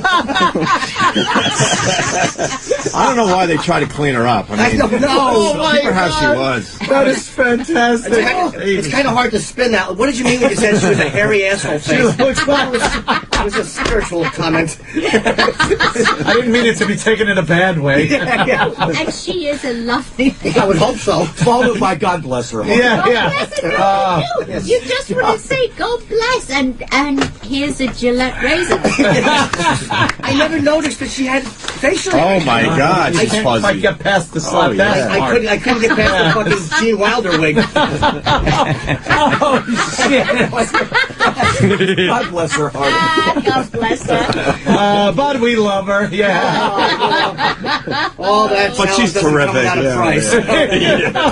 Wow. God doesn't give everyone everything. Absolutely. Yeah. But he gave her the talent. He certainly did. Yes, he did. Really shortchanged her on the rest of it. With the fucking ugly. There you go. Who's the long hair dude? Brett Michaels. That's what I thought it was. She's having a ball. Brett does our show. Yeah. He's a great guest. She's a lot of fun. She's attractive. She fucking, for 61 or 60 years old, she looks good. She's had work. She's what? She's as old as Ozzy, I guess? Or maybe she's in her late 50s. I could be wrong. I'm just saying they're in the same range. Sure. She might be younger. She might be 55. I'm not sure. Yeah, she had a lot of work done, but I mean, yeah. Did you meet, well, yeah, obviously you met Kelly then. Yeah, the only one I haven't met is Jack. I've only met Kelly once, and that was when we interviewed her in 2001, right after Sharon announced she had cancer, and it was like 2002, I think. Right. So Down in Philly, right? Yep. But I don't think Sharon would like me because I got to talk to Kelly for a very brief moment, and she said, "You know, do you remember the episode where on the Osbournes where Jack, where she was going, I don't want you watching that stuff. It was half-baked." Oh, no. Oh, really? Yes. Oh, no, she probably loved So it. he was going through something, and she's like, she really did not like that film in our home. It's just because it was the drugs and he was younger. She probably loved you. She wouldn't care. That sucks. I was like, I'm out. Yeah. No, not at all. She's Never gonna 57 get years old. 57, yeah. She looks great for 57. Absolutely. She looks phenomenal. Yeah. What else is going on? We did a lot of shit today, man. Did a lot of fucking I don't think shit. we missed. We got the misquote in the Daily News, and they said Richard Huff is. Are we getting him on the phone? Don't know. I mean, I had to Can go. we try to get Richard Huff on the phone? And Tiger's. I know Breuer doesn't do a lot of current events on his show, but Tiger's mistress, you know, the one that lawyered up. Yeah. She lied for Tiger. She was the reason that they started fighting because they were texting back and forth. And then Tiger's wife goes, "Who are you texting?" Grabbed the phone. Of course. Read the text and then called her. And during the yelling and screaming between the two, the phone ended up breaking. And one of the reasons why Tiger won't let the cops into the houses, all the latest info, we're told there was damage as a result of the altercation in the vestibule area of Tiger's home. Yeah. Damage that cannot be easily repaired, and that is why Tiger would not let police come in. I wonder if... and they're having a press conference at 11:30. She's the first one that came out and said, no, it's all lies. Then she lawyered up. This Rachel girl. Jesus Christ. He was texting with his wife there. It's done. She ain't going to leave him, though. They said the judge said he could lose $300 million in a divorce. He's a billionaire. A bag of shells. He's a billionaire. That's a snot rocket. Go. That's not right. Dripping booze on the curb. Well, they have a prenup for $60 million, but it doesn't matter when there's kids involved. The fucking, I don't think prenup will cover the kids. This is Paul McCartney territory. Yeah, that's that. Well, he didn't have one. He didn't have one. He just knocked her up and said, "Here, whatever you want." What a fucking dumbbell he is. What a monumental dumbbell. Let it be, let it be. She's got to let it be. Yeah. What a fucking fool. Can you imagine? How long are they married? 4 years. 4 years. Here's 4 years. Here's $50 billion. Jesus. You think she was really going to stay, huh? I don't know. I mean, she must have been a great fuck wrapping that leg around him. I mean, she must have. No, I meant the Tiger thing. Oh, yes, I do. I think that he'll do is be a culprit. Depends on how much more comes out. He's the greatest golfer on earth. She's going to stay. Unless there's stuff that we don't know about. Unless you take the whole, okay, well, now it's the whole, all right, let me take my shirt off. You may be the greatest golfer, but now it's time to exploit all your extra activities here and paint you as an asshole. So because all anyone knows him as is the smiley Wheaties, psst, psst, psst, there's Tiger. That's all you know him. So she's, who knows what's going, you piss off a model that's a mom to your children.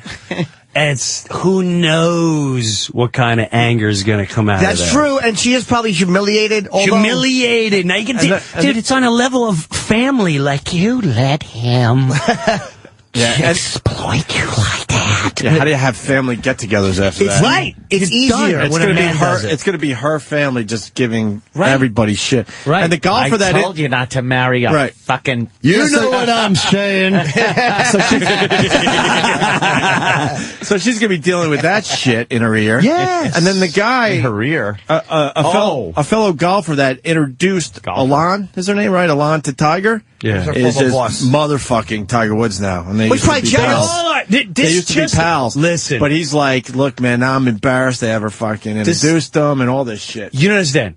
I'm just saying what he said. Well, this just, let's say we all hang out together, and Jimmy's beyond a rock star, but we're all like, he's kind of this guy's a real fucking asshole. He's the pizza man. So the minute the pizza man is knocked down, now we all get to go, let me get a kick. It's just, get out of the way. It's the doors are wide. Yeah. You're going to see other golfers going, I didn't want to say nothing, but now it's my time. Jack Nicklaus, I told you I was the best. Yeah. Who knows? Good point. It's just, That's it's never a very going to good end point. now. Should have never allowed him here at Bushwood. We said once you let one of them in.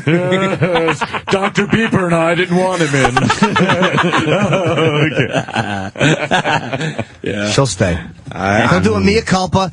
He'll apologize to her. He's just a guy who was fucking some chicks. It's not like he just fucked a few chicks. I'm telling you. But now he lost all the women. Now the people that have to be associated with him. Like, you like Tiger Woods. Everyday marriage guy is somewhere in Iowa right now. It's like, turn off that Tiger Woods. After what he did to his wife and his children, you're not watching him. Yup. What do you like about him? He's a great golfer. I don't give a shit what he's great at. He's a fucking beast to his family. Click. George, can I come over to the house? You can't watch Tiger Woods now because your wife is harassing you. I say she leaves. I don't know, man. I don't even think all the info's out yet. Maybe not. I think this gets up. I am definitely looking uglier at the before it gets better. The ugliest man on earth is on Maury, by the way. What a horribly ugly. He looks like Florentine with Down syndrome. Fucking who is that guy? He's horrendous. He says he's a married man paying for sex. On Maury. Okay, so I stand corrected. I like him. There you go. But yeah, I don't think she's going to leave unless something comes out that's a bombshell. If it's only 2 or 3 broads he was banging. Oh, goodness. Look what he's buying, though. I know. I like that big fat ass. Oh, Christ. He's buying a mess. That is Big ass prostitute. Looks like fucking James Gum. The golfer was Parnovic. Thank you. But he's the one that she worked as his nanny with her sister. Yeah, there was 2 of them. Well, I think they're twin sisters, right? Used to work for Parnovic as a nanny, and then Tiger goes, "Hey, you should say hi to my nanny." Rest is history. I say it's way over.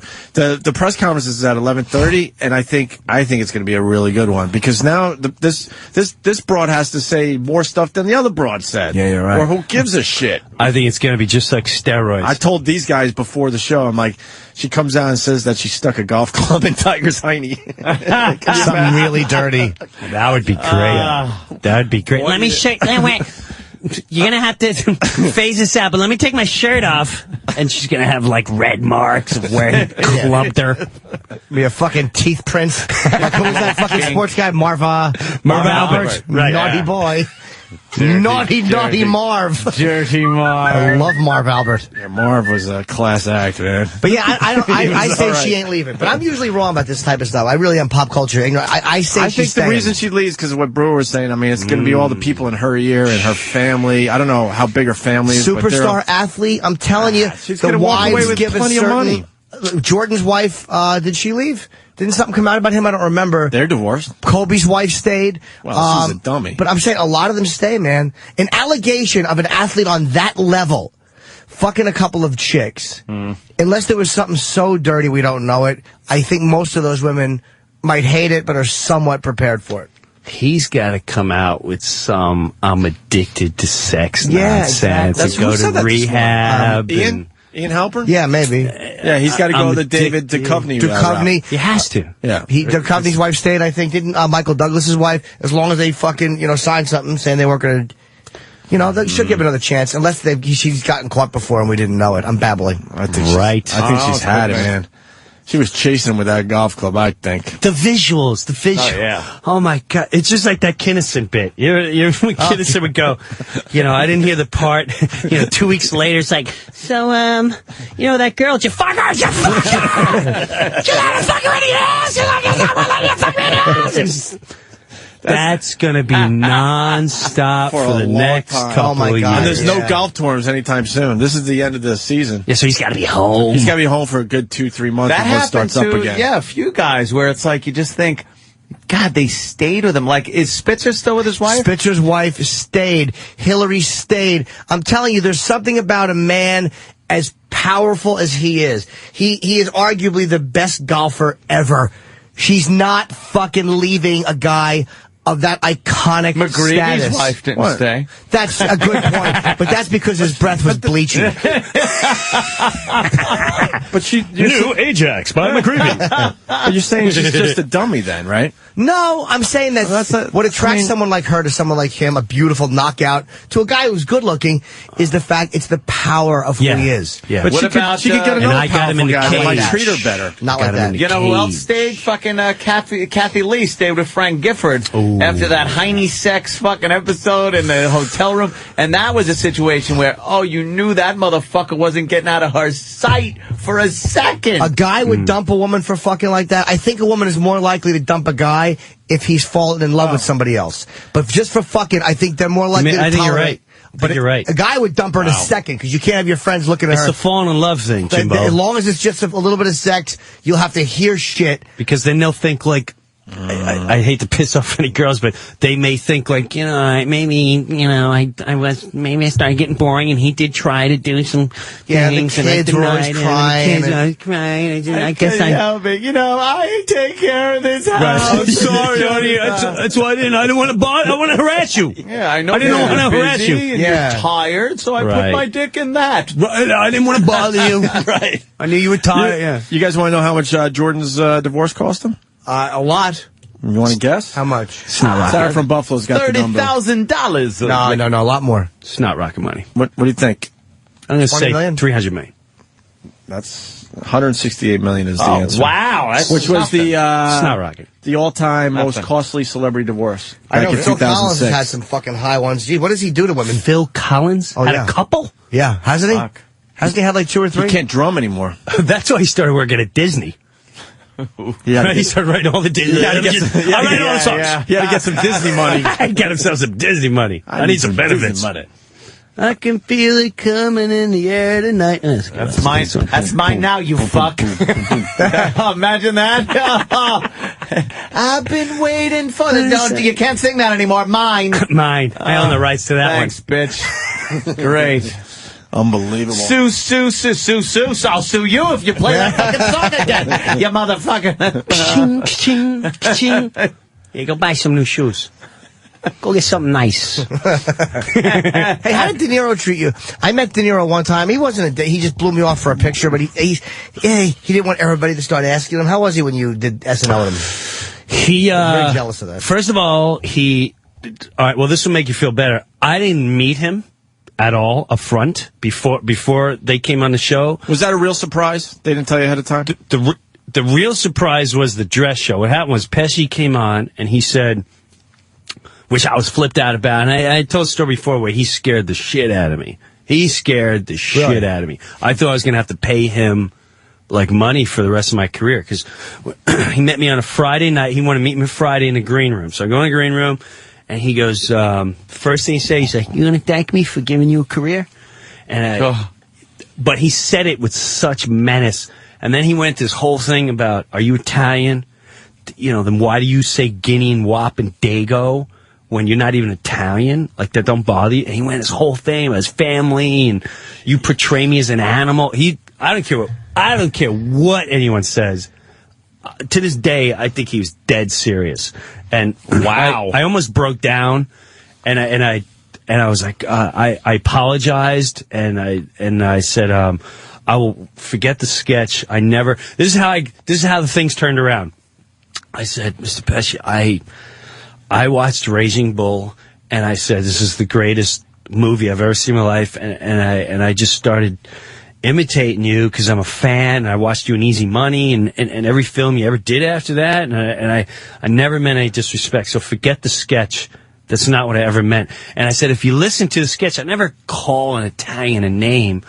The sketch goes, I get pissed at the other guy going, what do you think, I'm some kind of crazy guinea over here? What do you think, I'm some kind of... And he goes, yeah, I know what the sketch fucking says. I know what it says. So I'm like, I just want you to know. I said, so forget the sketch. We'll never do it again. He's like, the fuck? We're fucking here. We're doing it. I'm busting your chops. I'm busting your fucking chops. Oh, shit.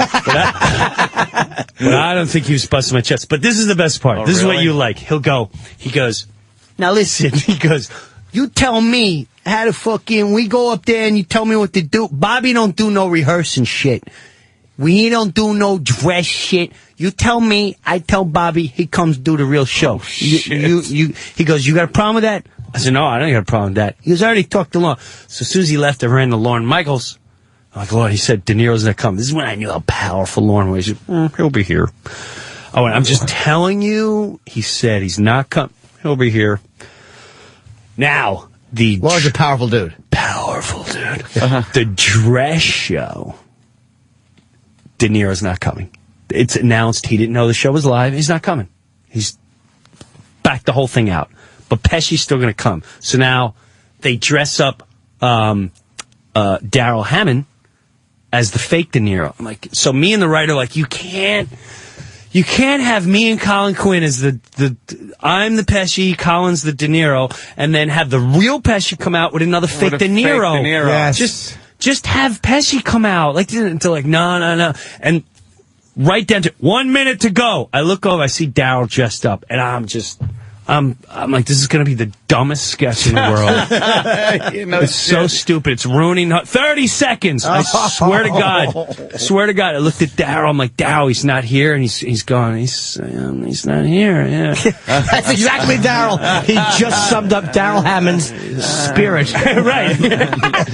So the sketch starts, and I literally look to the side. I see Pesci, and I see freaking Daryl dressed as De Niro. And I went, a full-blown depression. Yeah. The dress show, they're filming. I'm like, hey, it's Joe Pitt. I half-ass it because I'm like, this ain't gonna go. And then all of a sudden, I'm like, that's it. I'm Joe Pesci.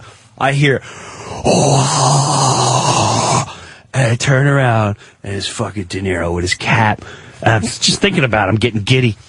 And I looked over and he's glaring at me, Jimbo. He's looking at me and he's going like this. He's doing that famous nod. Now he comes over. The first line he's supposed to say is he's supposed to look at Colin Quinn and go, "Who are you supposed to be?" That's all he's got to say. Well, they come walking over. Pesci's like, I see you. Everything out of his mouth. 10 fucking minutes. All of a sudden there's silence because De Niro's not doing his line. And he reeks of wine. Totally reeks of wine. So while he's standing there, he's kind of not paying attention. And Pesci looks at him, and De Niro looks at him, and he's like, what? And Pesci goes, yeah, fucking lie. And he gives him an elbow, and then De Niro literally goes like this. Oh, sorry. Who are you supposed to be?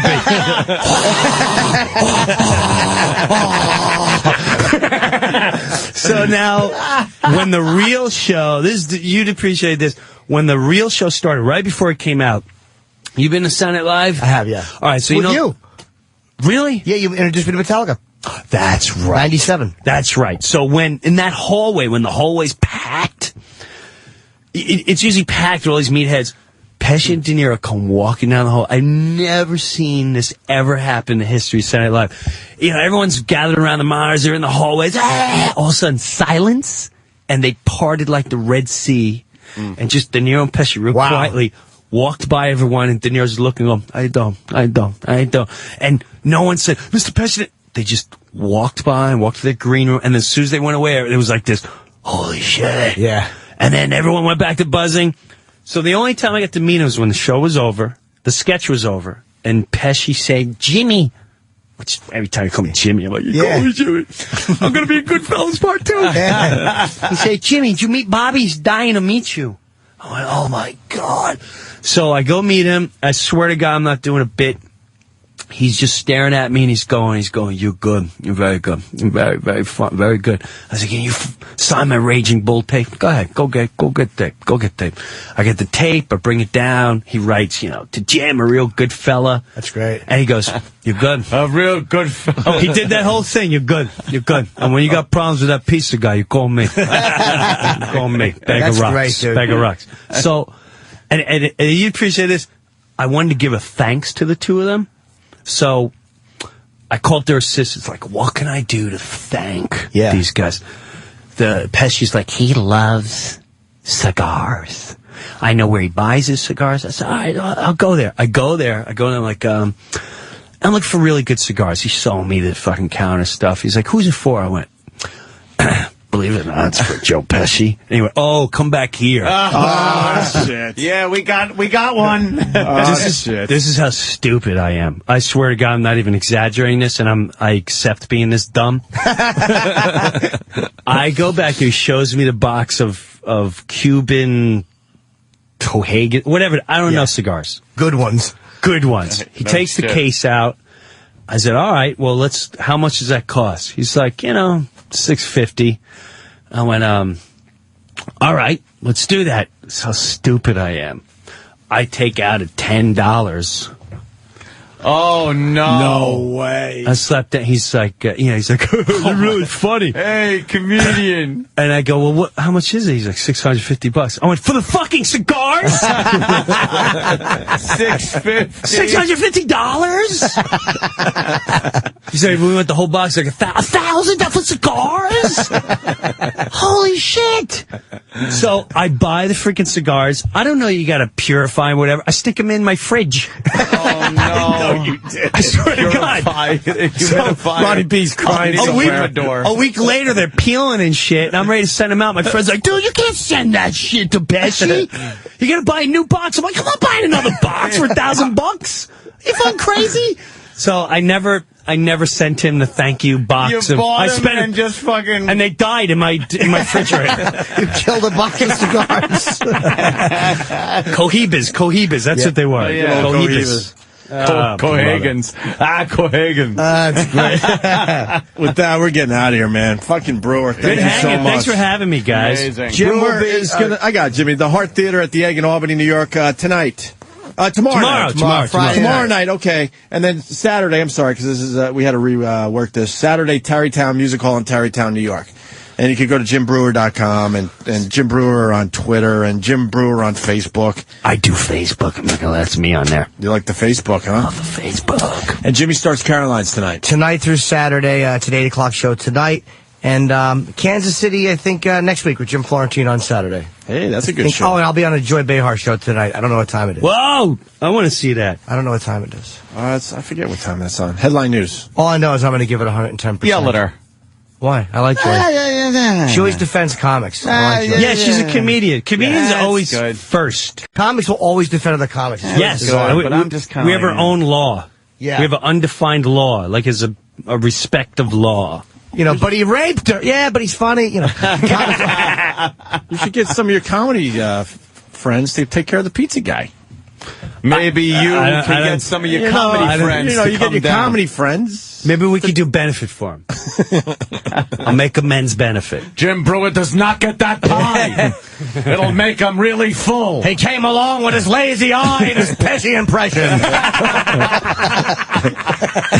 If you're just tuning in, Breuer told a story that went probably an hour, and it's some great phenomenal, great radio. Some great storytelling from Breuer. I got a note from Danny. If anyone wants to come to tonight's show, I have a pair of tickets to give away. Just call. They'll take care of you off air. All right, they'll take care of you that. off air. All right, good. And thank you. All right, we'll see you guys tomorrow for the Friday edition. Right. We got to start talking about the homeless shopping spree. Let's start talking about that some more tomorrow. But it's going down 3 weeks from today. Homeless shopping spree is back. A mall somewhere in Jersey.